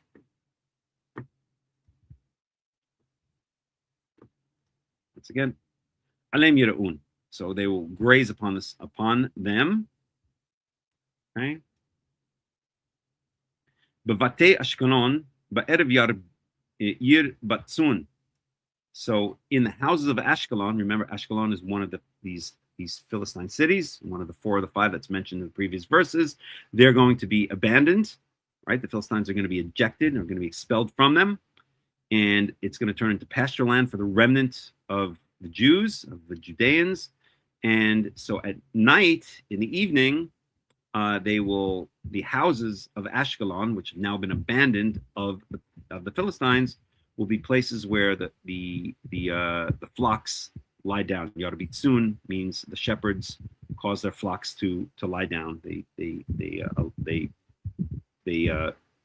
put them down onto the ground or let them kneel on the ground and get their rest. Okay, so literally, Babate Ashkelon, in the house of Ashkelon, Ba'erev, in the evening, Yir Batsun. This is not Yarbitsun, it's Yir Batsun. So the flocks themselves will lie down, will rest. Okay, it's a pa'al form rather than make you feel form. Anyway, that's the technical point. Ki yifqabeim Yahweh Eloheim v'shav shivitam. Because Yahweh will pay them back. In other words, will look after them, I guess I could say.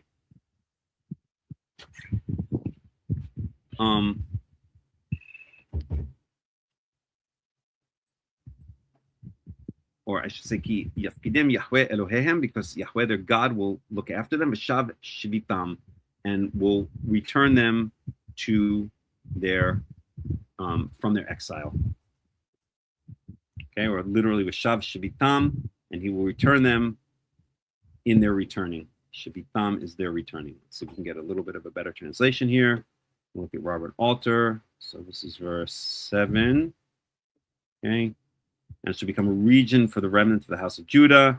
On these they shall graze their flocks. In the houses of Ashkelon at evening they shall bed down, meaning the flocks. For Yahweh the God shall single them out and restore their fortunes. Yahweh Elohim v'shav shivitam. Okay, see if we can get a little commentary on that. They shall bed down. So verse 7, because the verb is used for the bedding down of animals, the reference is still to the flocks, but in the fluidity of pronomial reference characteristic of biblical Hebrew, them in the next line is Judahites, not their flocks. So he's making a very technical point. Let me just look at it again in the Hebrew. Right, okay. Okay, it's too technical point to get into right now. And so that is verse 7. And then we go on. So this is judgment against the Philistines. Okay. So this is really a continuation of the judgment against Judah. So let's just review. We're going to end our study of Zefaniah here, and we're going to go into the book of Numbers. But let's just review. So if we go back to chapter 1, it was an oracle against Judah and Jerusalem. Okay, that there's going to be great destruction coming to Jerusalem. And then we start chapter 2 here, and we see gather together and repent. In other words, this is a message to the Judahites, to the Jews. And then that message against or to the Jews ends here. And now we start having oracles or judgments, prophecies against various nations. The first one is here, is against the Philistines. Right, their cities are going to be abandoned and turned into pasture land, where the Israelites, the Jews will take over and use it as places for their sheep to graze. And then next time we'll get into the judgment against other nations, Moab and Ammon, and then Cush, Ethiopia, and Assyria, and so on and so forth. Okay, so we're going to stop here, and we're going to go over to the book of Numbers. We'll take a quick break. Let me just mark this down that we're going to start next time in verse 8. Let me just mark down the page here. So verse 8, 4485. Give me 1 second. So it's Zefaniah chapter 2, verse 8.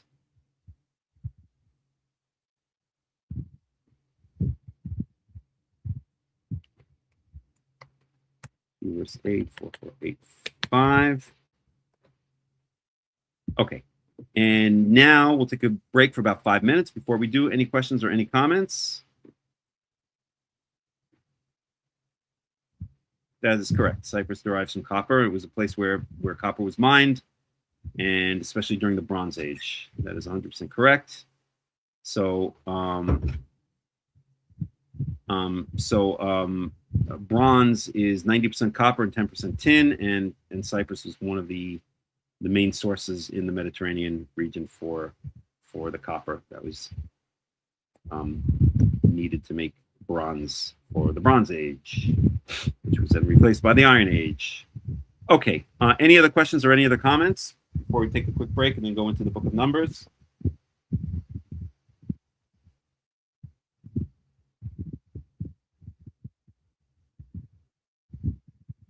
Okay, so let me put on music for about 5 minutes. I'm going to go grab a little bit of water. And then we will get set up to study the Book of Numbers. I hope you guys are enjoying the study. I should also point out that that for anyone who's interested, I do private lessons in both Biblical Hebrew. I have a bunch of students, but I do have room at this point for 1 or 2 more. And I also do something called Biblical Life Coaching, which I guess speaks for itself. It's kind of therapy or life coaching. I'm not a professional therapist, but a life coach, and based on the wisdom of the Tanakh. So if anybody's interested in those things, please contact me privately. And I am very dedicated and into doing that. Okay, so let's take a break for a couple of minutes, and then we will start learning continue learning the Book of Numbers, chapter 1. I'll put some music up, and we'll see you guys back in just about 5 minutes.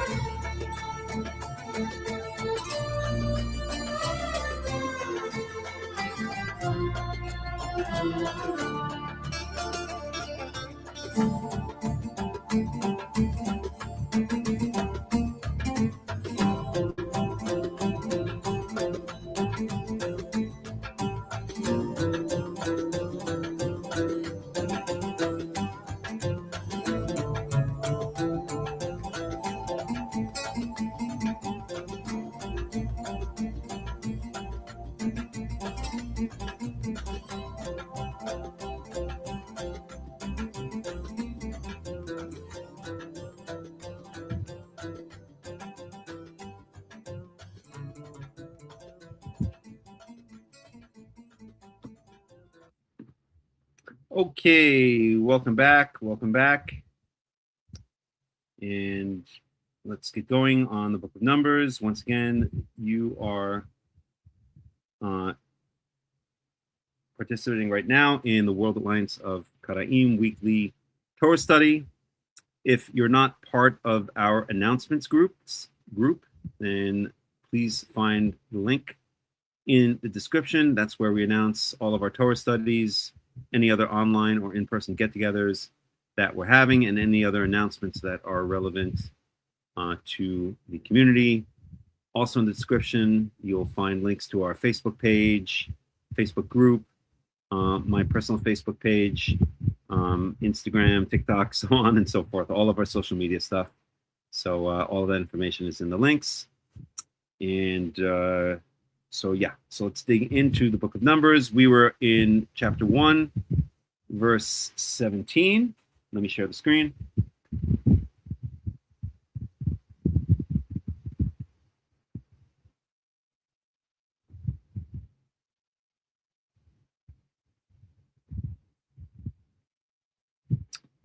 And we'll just review in the English, verses 1 through 16, again, just to get the context.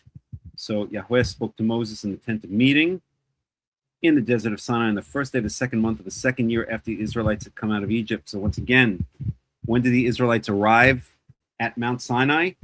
They arrive in Exodus chapters, I believe it's 17, if I'm not mistaken, thereabouts. So Exodus chapter 15 is the Song of the Sea. 16 is wandering in Merivav, if I remember correctly. In 17, they arrive at Sinai. When did they arrive at Sinai? Well, according to the rabbis, they'll say on the holiday of Shavuot, which they also call Chag Matan Torah, the holiday of the giving of the Torah. That is provably false. Shavuot has absolutely nothing to do with the giving of the Torah, even though it probably came, but not definitely fell around more or less the same time as Shavuot. which did not yet even exist at that point because there was no wheat harvest. But at any rate, that's besides the point. Shavuot, and we saw it in Exodus chapter 23 and elsewhere, is a holiday for celebrating the first fruits of the wheat harvest. At any rate, the Israelites in Exodus, again, I believe it's chapter 17, if I'm not mistaken, or thereabouts, arrive at Sinai approximately the beginning of the third month of the first year. And here it says that they're in the second month of the second year. So all of the rest of Exodus from 17 onwards, so about half of the book of Exodus, all of the book of Leviticus, including the inauguration of the Levites and the beginning of the sacrificial or the tabernacle service, and up until here and beyond, we'll see exactly when they move, all takes place at Mount Sinai and within the space of less than a year. So approximately the third month of the first year, meaning the year they actually exited Egypt. And now we're on the first day of the second month of the second year. So 11 months, give or take. We don't know if it was a leap year, but we'll say 11 months. So everything from Exodus chapter 17 through Numbers 1 and beyond, we'll see exactly when they leave Sinai, has all taken place. The entire book of Leviticus, half of the book of Exodus, and the beginning of the book of Numbers, all takes place within the space of about 11 months. The entire book of Deuteronomy takes place in the space of about 2 months. And we know that for a fact. If we go to Deuteronomy, I'll just take a quick detour over to Deuteronomy. So Deuteronomy basically consists of the three main speeches of Moses right before his death. And we get a timestamp, and time and place stamps are extremely important in the Torah. So we get a timestamp at the very beginning of the book of Deuteronomy. So Moses is in the plains of Moab. So it's in the 40th year on the first day of the 11th month. Okay. First day of the 11th month. Years generally have 12 months. They could have 13 if it's a leap year, based on the barley, the observation of the Aviv barley, but let's just say it has 12 months, right? So 11, 12 months, and we know exactly from Joshua, the book of Joshua, chapter 5, we know exactly when the Israelites entered the land of Israel. When was it?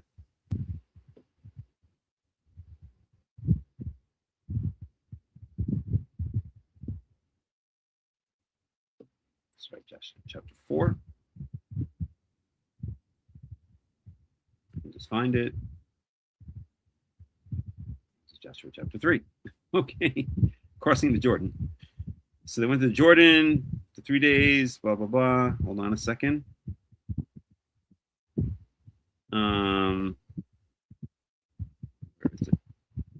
All right. I can't find the exact verse, but they crossed into the Jordan on the 10th day of the first month of the 41st year. Okay. Correct. Let me just verify that. Spies. 1 second. Yeah, it's chapter 3, if I'm not mistaken. Israelites. Let's get a timestamp here. Just give me a second. So when the camp broke, cross the Jordan. Great distance. So it's not in 3. Joshua 4. 1 second. Stones. Here it is. On the 10th day of the first month, so it's Joshua 4:19. On the 10th day of the first month, and we're talking about the 41st year, the people went up from the Jordan and camped Gilgal. Gilgal is the first place they emerged from crossing the Jordan River. I visited what they believe to be Gilgal. You can too if you come to Israel or if you live in Israel. So it's on the 10th day of the first month. So Deuteronomy starts on the, I should have left Deuteronomy open. So let's go back to Deuteronomy.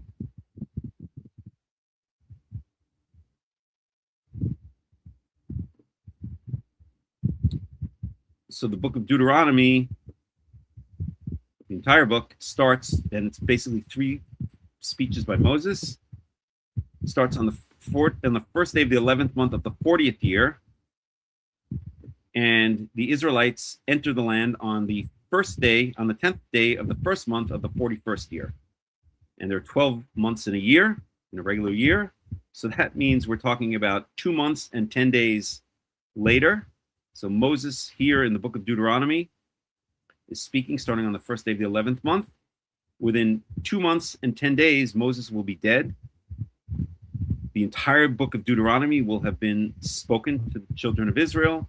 Joshua will have taken over. Joshua will have taken over the nation and will have led them across the Jordan River. Jordan River also splits, like the Red Sea. Most people forget that, but the Jordan River also splits, and will have emerged in the land of Israel in Gilgal. And the first thing they will do after that is attack and destroy the city of Jericho. So all of the book of Deuteronomy takes place within about 2 months and 10 days less, okay? But at the most, 2 months and 10 days, since we don't get an exact day when Moses died, okay?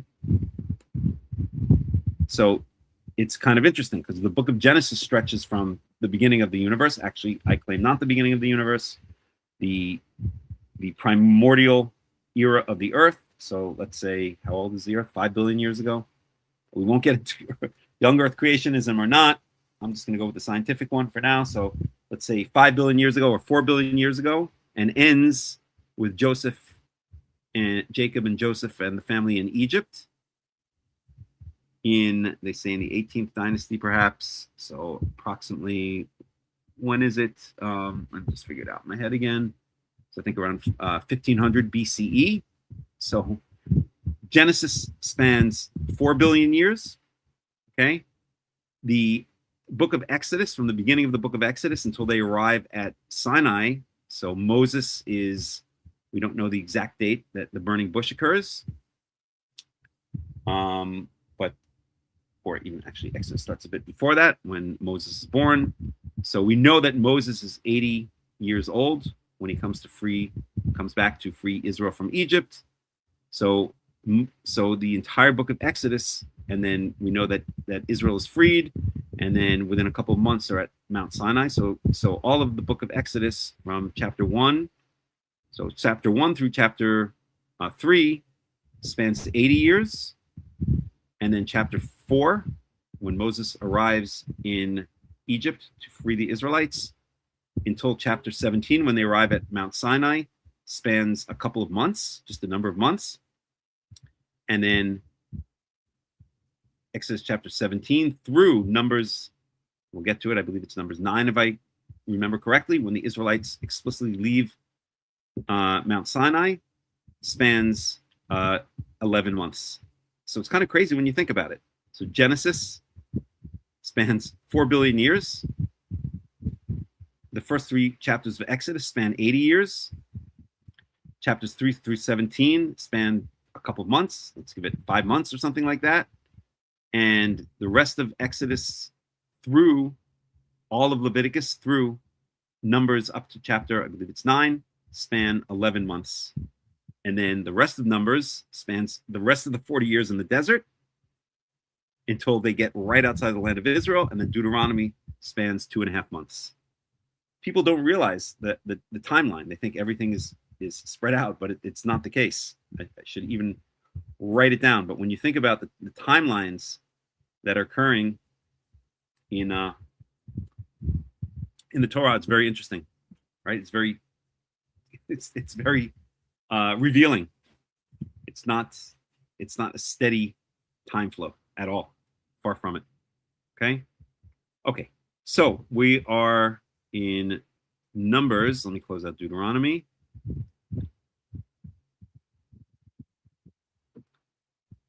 So he said, again, I'm just going to read in English up to verse 17, and then we'll go over to 17. He said, take a census of the whole Israelite community by their clans and families, listing every man by name, one by one.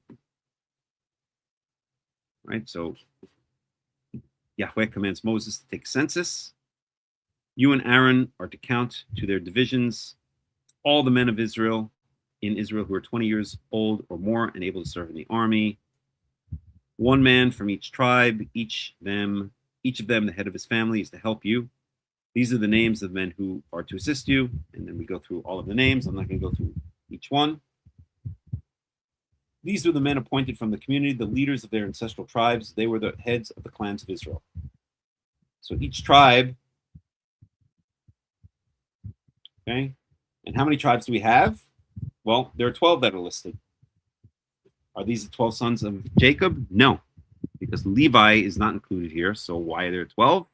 Because Joseph, who gets the double portion, became 2 tribes, Ephraim and Manasseh. So this is Joseph being counted as 2 tribes or 2 half tribes, Ephraim and Manasseh, and Levi, that's reckoned separately, since they are the priests and the assistants of the priests, are not counted in this census. They're going to be counted separately. Okay, and that brings us to verse 17. Just checking to see if there are any comments.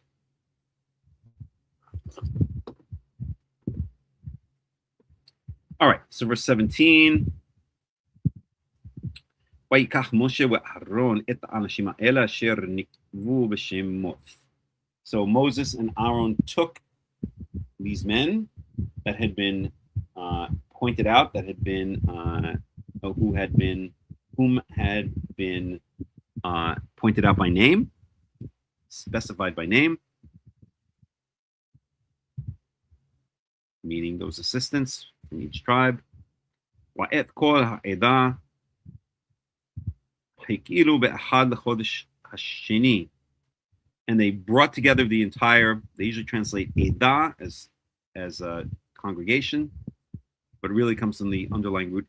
The underlying root for Edah is Eid, meaning a witness. So it's really, I like to translate it as the witnessing community. I always say that the Edah is the original Jehovah's Witnesses. What does it mean, the witnessing community? The people that witnessed the miracles of Yahweh. So they are literally the Jehovah's Witnesses. Okay? So all of the, I'll just translate this, community, right? Ikiru, they gathered together, they brought together on the first day of the second month, Wayit Yaldu al Mishpachotam, the Beit Avotam. So Yit Yaldu literally means gave birth to themselves, if you want to take it quite literally. But what it means is established or declared their ancestry, declared their lineage. Lineage in the Torah is always by the father, not by the mother. The rabbis, as they did with so many things, switched 180 degrees. So for instance, they switched the beginning of the year from the first day of the first month, in what is later called Nisan, to the first day of the 7th month, making up a fake false holiday known as Rosh Hashanah. And there's no implication of it being such in the Torah. It is called Yom Teruah, and we've discussed it many times before. I won't get into it right now. At any rate, so they declared their lineages, their births, their birth rights, or their birth, their lineages, al mishpachotam, according to their families or their clans, levet avotam, according to their fathers' houses. במספר שמות מבין 20 שנה ומעלה לגולגלותם. According to the number, or by the number of the names of those who are 20 years of age and older, legulgelotam, according to the head count. Literally, this means the gulgelotam means according to their heads or skulls. The gulgolet is a skull, coming from the underlying root gal, which means round or a wave. So why would a gulgolet be a skull? Because it's round. I guess if you roll it down a hill, if you conquer your enemies and roll their skulls down a hill, they're going to roll. So that's a gulgolet. Okay, so literally means according to their head count, we can translate it as. Okay, in other words, each of the entire congregation was gathered together, all of the 12 tribes minus Levi. And each person presented their birthright, presented their lineage, their patrilineal lineage, and that was tallied head by head. A head count was given to each one. Asher tziwa Yahweh et Moshe, as Yahweh had commanded Moses. Where did he command Moses? Right here in verse 1.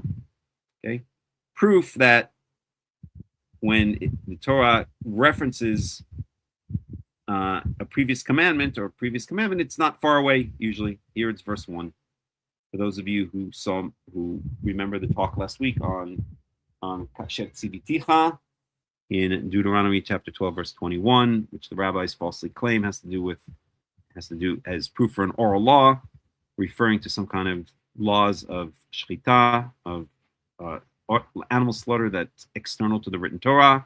We saw that really it's just a reference to a couple of verses earlier, and this is the same thing here as Yahweh commanded Moses, where?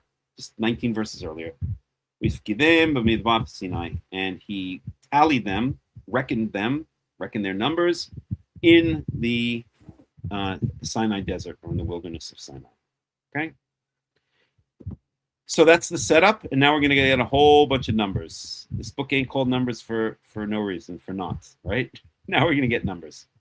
And we're not going to play with these numbers. We're going to point out certain things, but we will do some analysis on the numbers, but we're not going to look into it. We're not going to use it for any kind of numerological, God forbid, analysis, gematria, or any of that bullshit, as the rabbis are wont to do.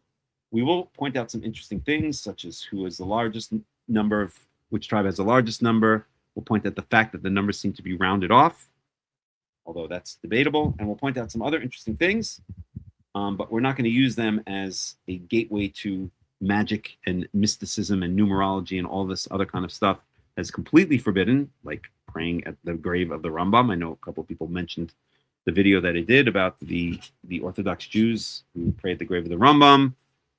I live about 40 minutes from that grave, and it's just disgusting to see. It really is sickening. So, okay. Any questions before we go into the numbers? We're going to go through this very quickly because it's very repetitive.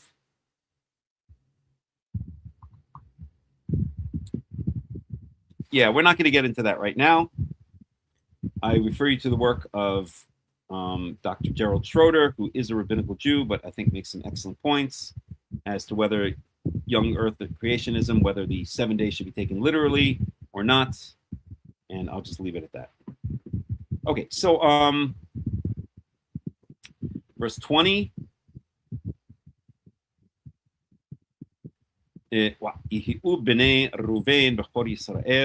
Remember, another thing we pointed out is that the count is going to go in the order of birth, in the birth order. No, it's not going to go exactly in the birth order. My mistake. Wait a second. Just see here for a second.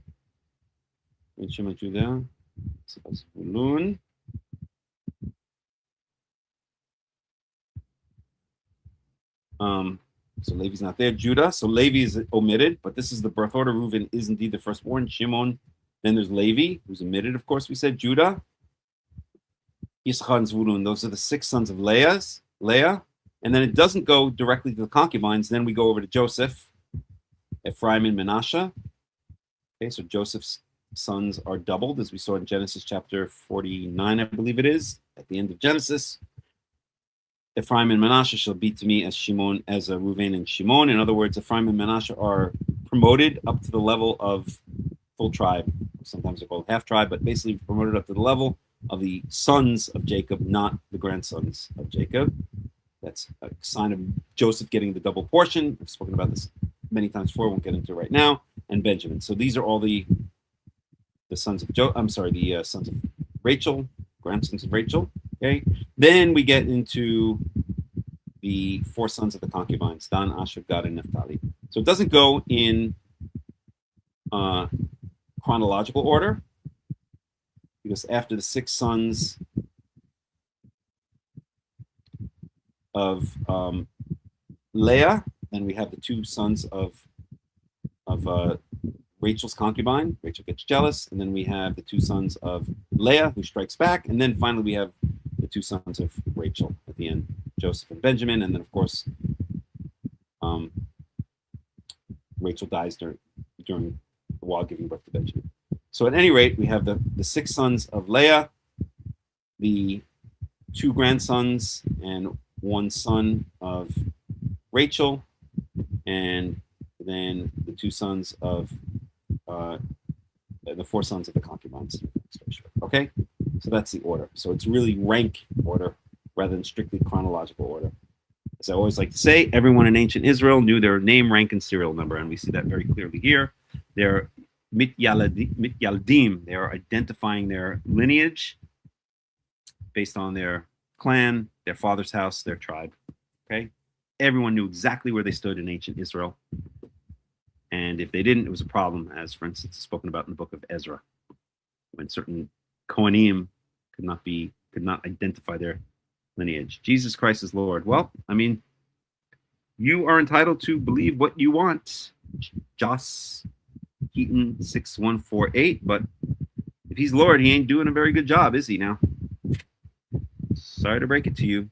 So I'm sorry to see that you are stuck in the cult of Christianity, that you have daddy issues, and you need a daddy that you can look at a picture of, because a God that has no bodily form is too abstract a concept for your pea brain to perceive. But I do wish you the best in coming out of that pagan idol worshiping cult known as Christianity. And even though I strongly disagree with it, you're welcome to join the study. You're welcome to participate. Welcome. Okay, so, and I'm sorry I called you a pea brain, but anyone who thinks God has a physical form is, let's put it this way, their brain ain't the size of a pumpkin. Okay, so anywho, where was we? Right. So we're getting into the numbers now. Verse 17, verse 18. No, verse 19. No, verse 20. So the children of Reuven, I want to open up my spreadsheet for this so we can keep track of these numbers. This is why Google Sheets was invented, to keep track of the numbers in the book of Numbers and elsewhere. Let me just see if I can find it. Boy, I'm enjoying the study for some reason. I don't know why. I like numbers. I'm a numbers guy. Okay. Radio. So let's see here. I might already have this. Let's see.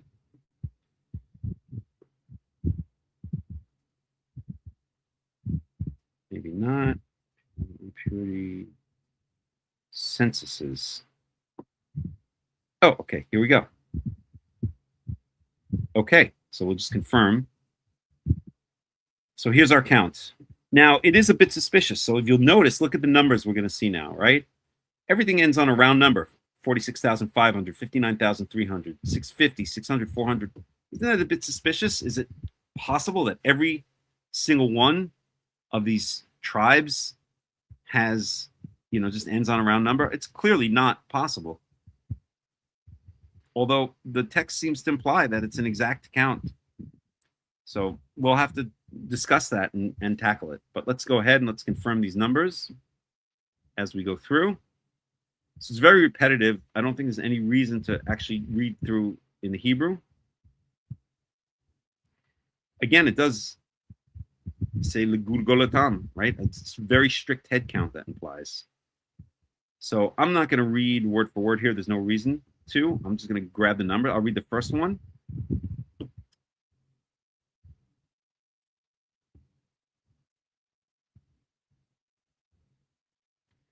Just so we can get the cadence. So Pikudehem le Mate Reuven. So the head count, the census for the tribe of Reuven, Shisha wa Arba'im Elef wa Hamesh Ma'ot. So 46,500. Let's just confirm that. And there's our 46,500. Then I will read the Hebrew because the language is slightly different. So Livnei Shimon Toldotam Lemishpachotam Lebet Avotam. So their lineages, again, that's relating back to this word Yaladim, to present their lineage is Yaldu. So Toldotam is their lineages. Is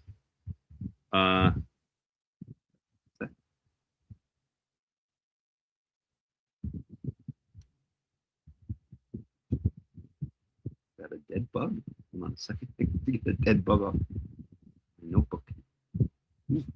Nasty. Okay, so ew, dead bug on my tongue. Okay, the Neshimon Toldotam, Shochotam Leveit Avotam, so to their clans and their houses of their fathers. Pikudav במספר שמות לגולגולתם כל זכר מבין 20 שנה ומעלה כל יוצאי צבא.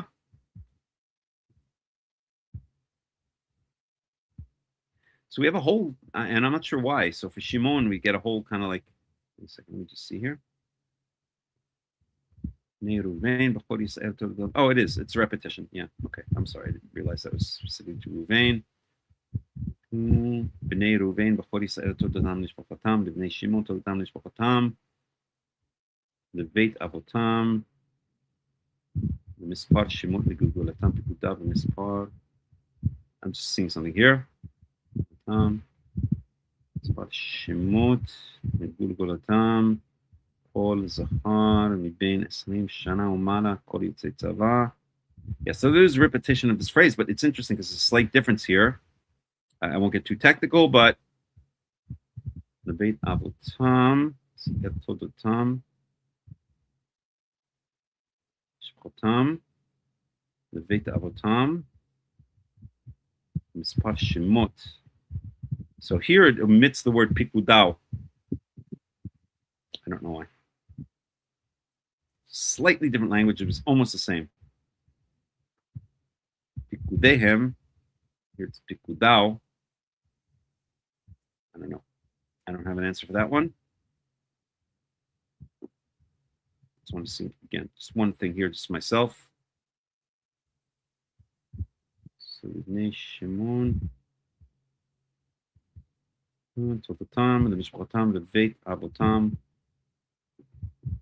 So here we have the extra word Pikudao, which means their count or their head count or their reckoning. And here it's omitted. Maybe it's a textual error. Or maybe there's a difference for some unknown reason or no reason. Spar Shemot Negugolatam Kol Zachar Mibin Sim Shana Mana Kol Tzava. Other than that, it's identical. Kudem, the Matei, Shimon. Anyway, the count for Shimon, for Simeon, is 59,300. Okay.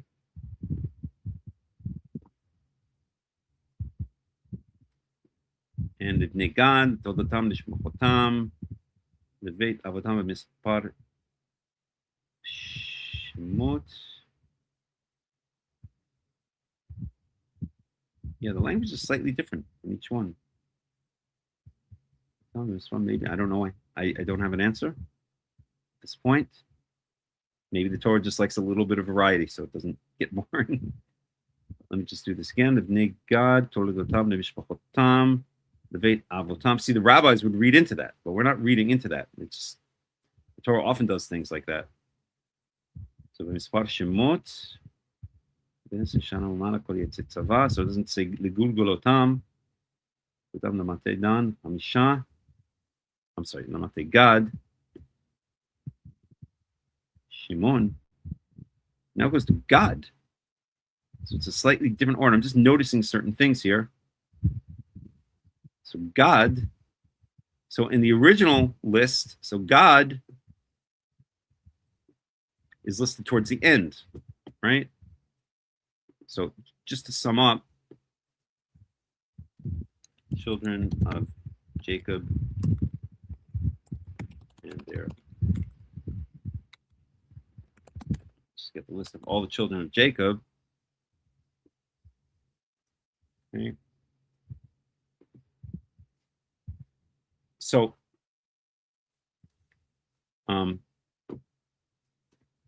by birth order.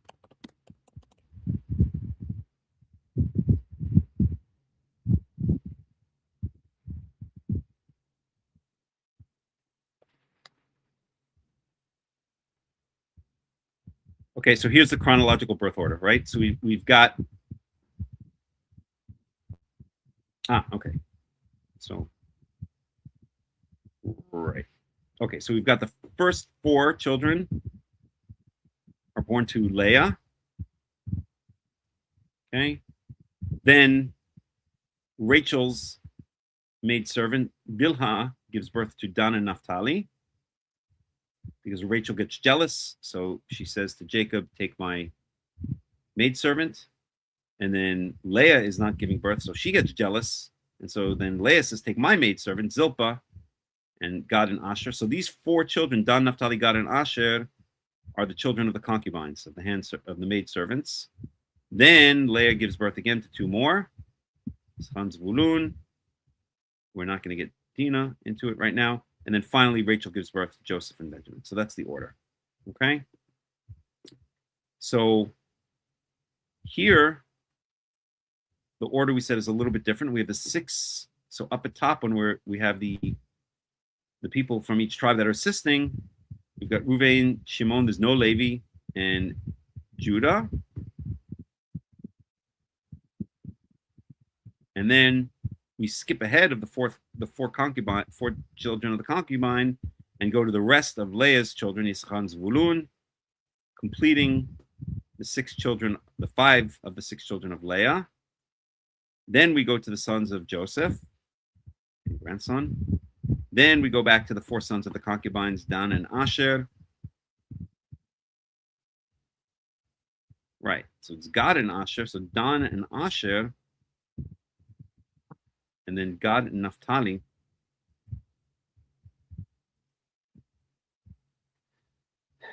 So Dan is the fifth child, and Asher is the eighth child, and they're from two different mothers. And then Gad is the seventh child, and Naphtali is the sixth child, and they're from two different mothers. So I don't know. I'm not sure why it's going by this order. And then when the actual count occurs, it goes by a different order. So here we have Reuven, Shimon, so far so good. Then we jump to Gad. So Gad is listed here as second to last. Gad is the seventh child of Jacob, the son of Zilpah. And yet, down here in the count, Gad is third. And Gad is, again, I don't want to say important, not important. All children are beloved and important, but there is a hierarchy. Children of Joseph at the top of that hierarchy, actually. So what's the order here? It's not ascending order. It's not descending order in terms of population. It's not alphabetical order. So I don't know. I do not know. I don't have an answer to this. If anyone has any ideas, then please let me know. I wish I had all the answers, but I don't.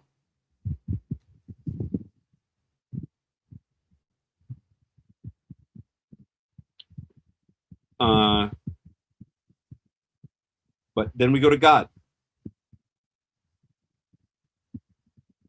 And we get a slightly shortened version of the intro to the count.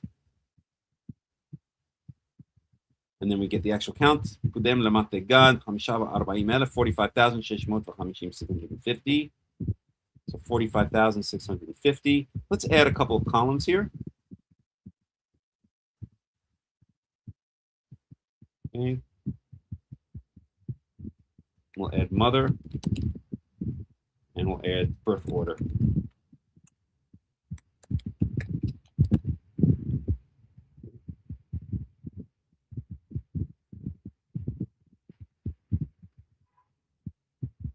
Nice.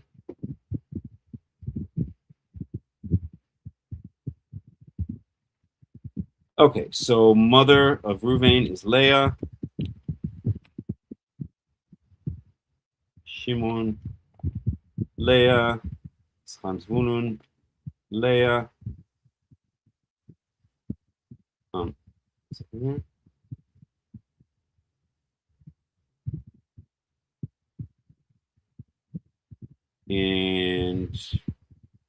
Levi is not listed here at all, and Yehuda is Leah. Then we've got Ephraim and Manasseh.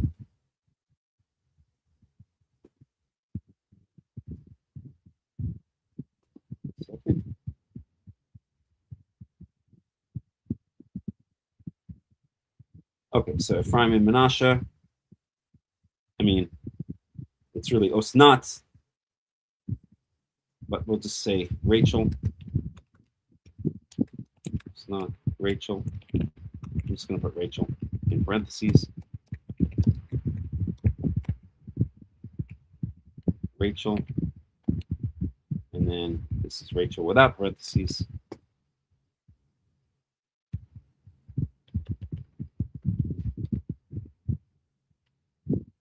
And then we've got Dan and Asher. So Dan and Naphtali are Bilhah. So Dan, Bilhah. Naphtali's Bilhah.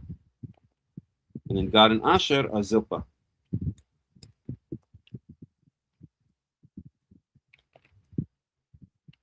Right? Gad and Asher are Zilpah.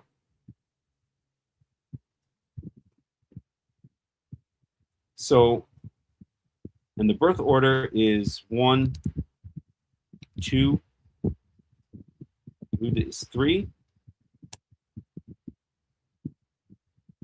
No, I'm sorry, Yehuda is 4, Levi is 3, not included here. And Dan and Naphtali are 5 and 6.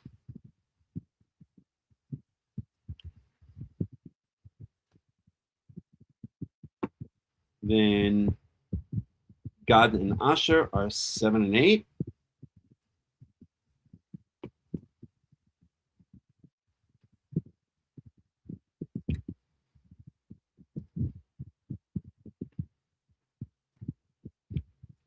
Then we have Issachar and Zvulun are 9 and 10.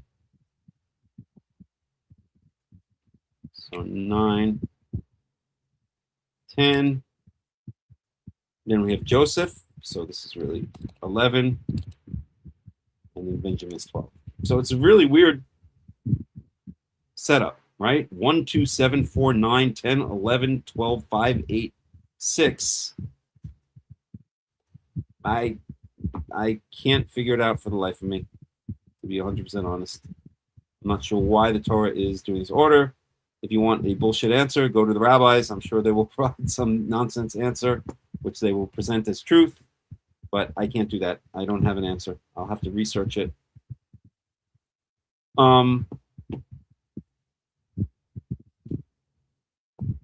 Yeah, it's getting late here. I think we're going to stop in just a minute.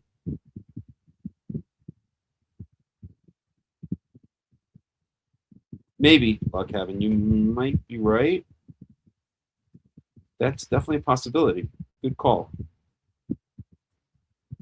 Good call. Good call. We'll have to look at that. I'll keep that in mind. All right, let's just go on with a little bit more.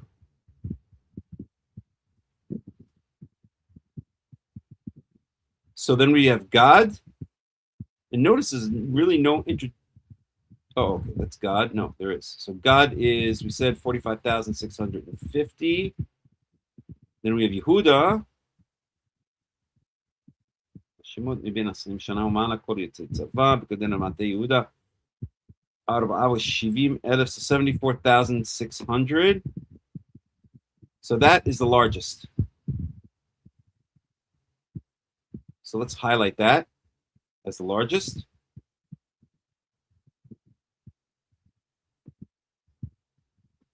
Put that in red. Text white. Okay, that's the largest. What's the smallest? The smallest is Menashe. Well, these are half tribes, so it makes sense. So actually, Menashe and Ephraim together come out to 72,700, which is almost as large as Yehuda, but fine. Menashe is the smallest. So let's put him in, I don't know, purple.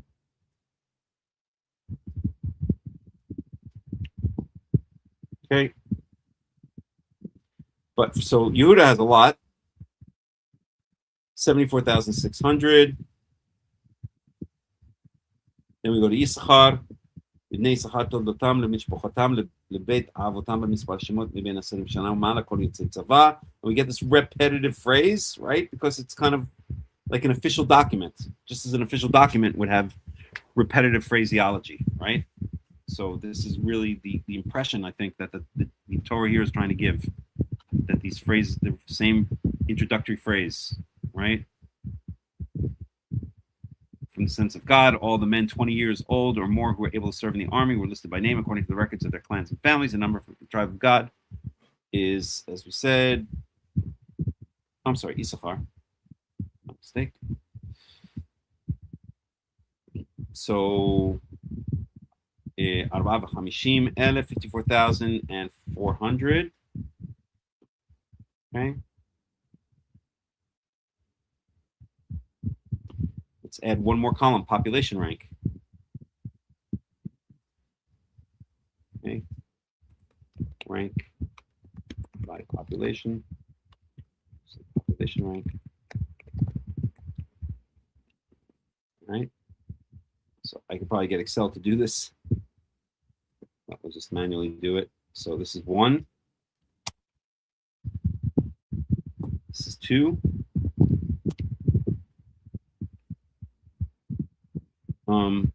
Let's get Excel to do it.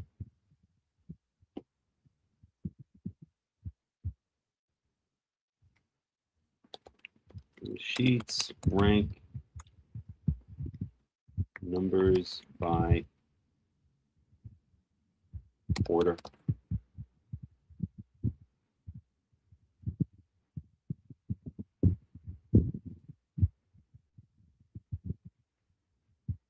Data.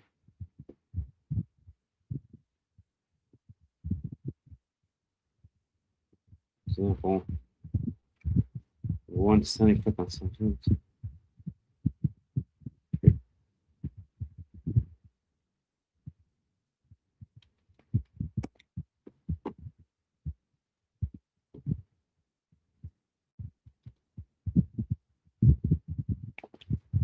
So we have to change this to C3 through C14.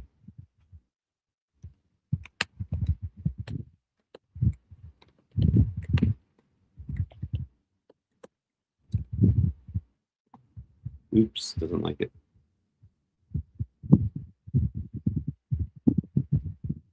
Parameter 1 expects number values. Oh, rank time. Rank A2. Imagine numbers are in column A. You want to place the ranks in column B. Oh, okay. So this is going to be rank C1. Rank C1. Oh, not C1, C3. There we go. Okay, there are ranks. Something doesn't make sense. No. 1. Why is this both 2? There's no 3. Oh, not C, B. Whoops. Let's try that again. B3. B, no. Yes, B3. And then this is going to be B3 to B14.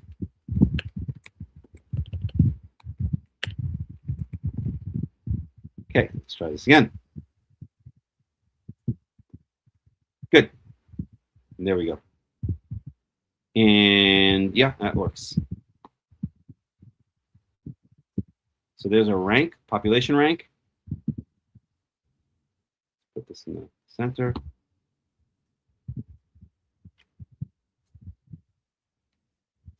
Birth order.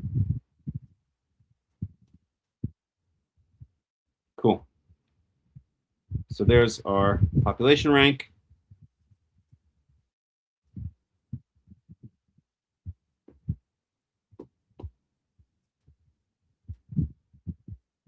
Okay. So go a little bit longer.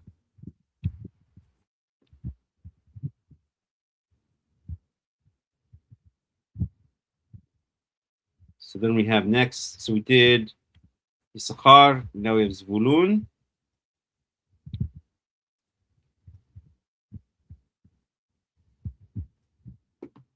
Close this out. Leave that open. Issachar, Zvulun. Verse 30, so לבני זבולון תולדותם למשפחתם לבית אבותם במספר שמות בין 20 שנה ומעלה. כל יוצאי צבא, פיקודיהם למטה זבולון, 57,000, 57,400. Okay.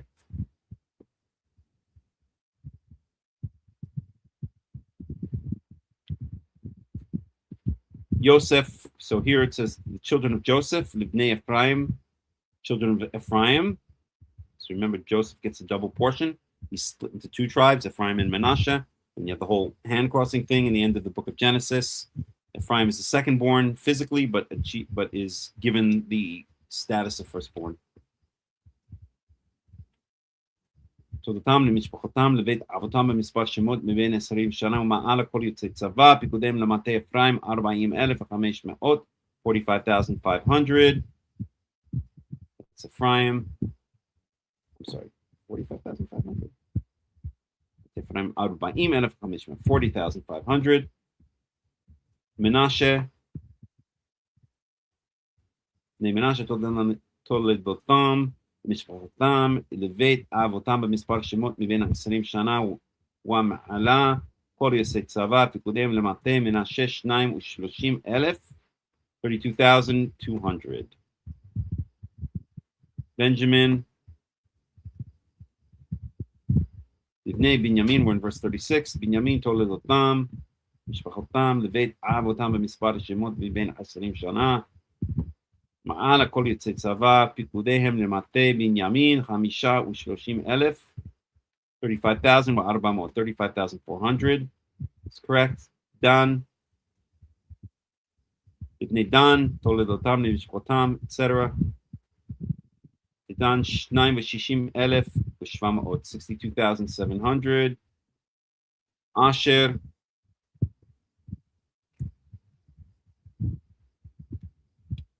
פיקודיהם למטה אשר, אשר 41,000, 41,500. נפתלי, תולדותם, etc. מטה נפתלי 53,000, 53,400. Okay, let's make sure this is actually counting. Right. So this is the count. This is a calculated count. Right, so this is the sum of B3 through B14. See the formula up here. And then verse 44. אלה הפיקודים אשר פקד משה ואהרון נשיאי ישראל. These are the head counts that Moses and Aaron reckoned. Who was and Aaron, the elevated ones, or the princes of Israel, the leaders of Israel, counted. 12 איש אחד לבית אבותיו היו. Unisi Israel. So this is the census that Moses and Aaron did along with the princes or the chosen ones of Israel. 12 men, ish echad lebeit avotav hayu. One man for each of his father's houses. That's what we saw above. Verse 45, we're going to get the summary. Wahyu kol pikudei bnei Israel. So the final head count of the children of Israel, lebeit avotam, according to their father's houses, which means their tribes. Or no, doesn't mean their tribes, but in their tribes, miben 20 shana umala, from 20 years and older, kol yitzei tzava b'Yisrael, all of those who were capable of going out in the army of Israel. And here we get the final tally. V'ayu kol apikudim 600,000 3,550. So 603,550. So it all checks out. Okay, this is the total we get in Numbers 146. And I made a note here, there's the same number reported in Exodus 38:26. When the half shekels were collected. We can look at that maybe next time. I think we're going to stop here for today, because it is getting late. Let me see. Okay. We're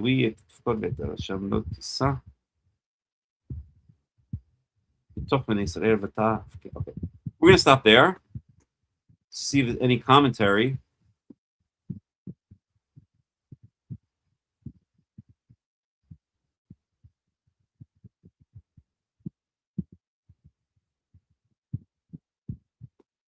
It's 49. So we didn't get up to that yet. Right. Okay, we're going to stop here. Let me just make a note for myself that we're picking it up next time in 147.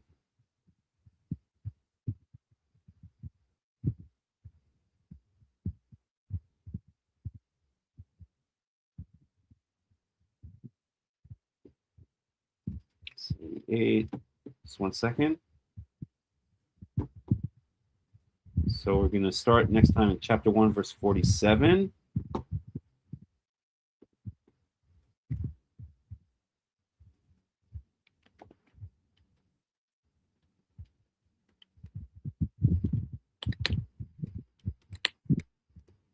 Okay. Sorry, 2:8. That's funny. 2:8. 1078. Okay, so I got all my notes. Okay. All right, let's stop there. Any questions, any comments?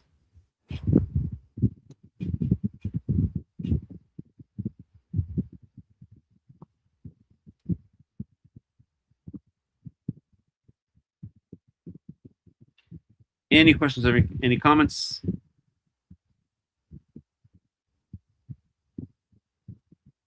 Log Cabin, good commentary. Thank you very much.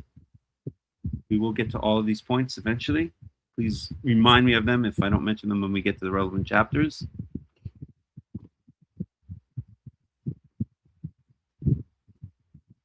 Okay, any other comments or questions before we end it for today? So we see this book has a very different cadence, a very different kind of character from the book of Leviticus. The book of Leviticus was extremely technical and presented a very coherent system for the overall the systematized serving or worship of Yahweh. And here it's a very, very different kind of feel to the book of Numbers, and it will continue to be so, as I mentioned previously. All right, then if there are no questions or no comments, we'll end it here. I thank you all for joining me. I hope you enjoyed the study.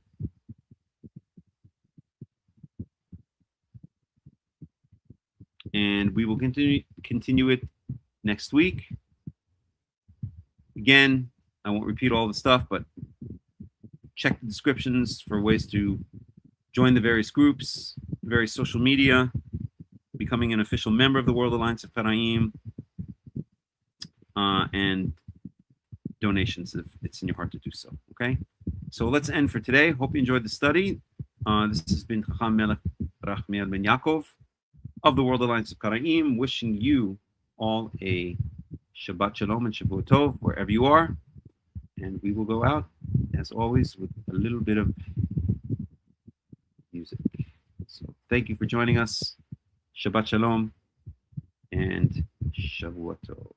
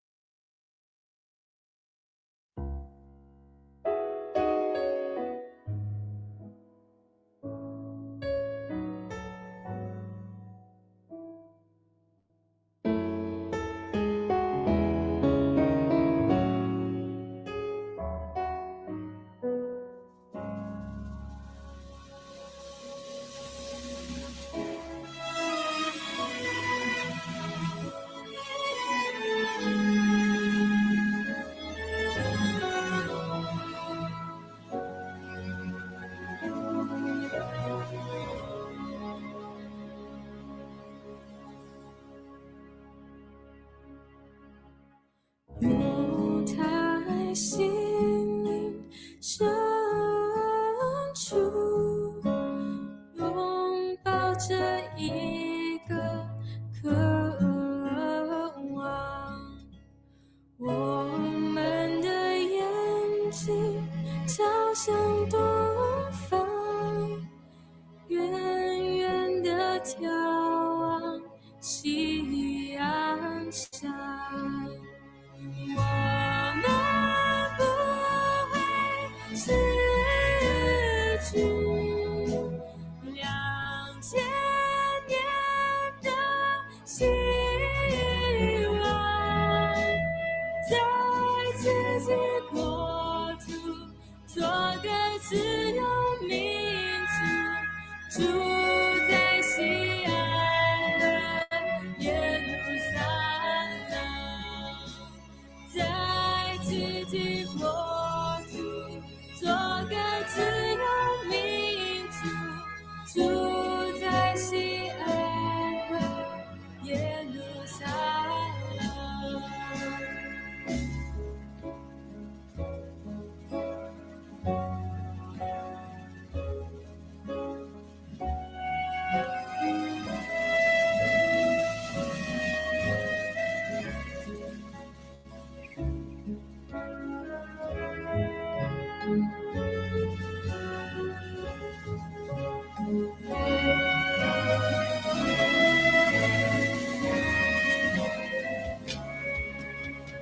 留在心灵深处，拥抱着一个渴望。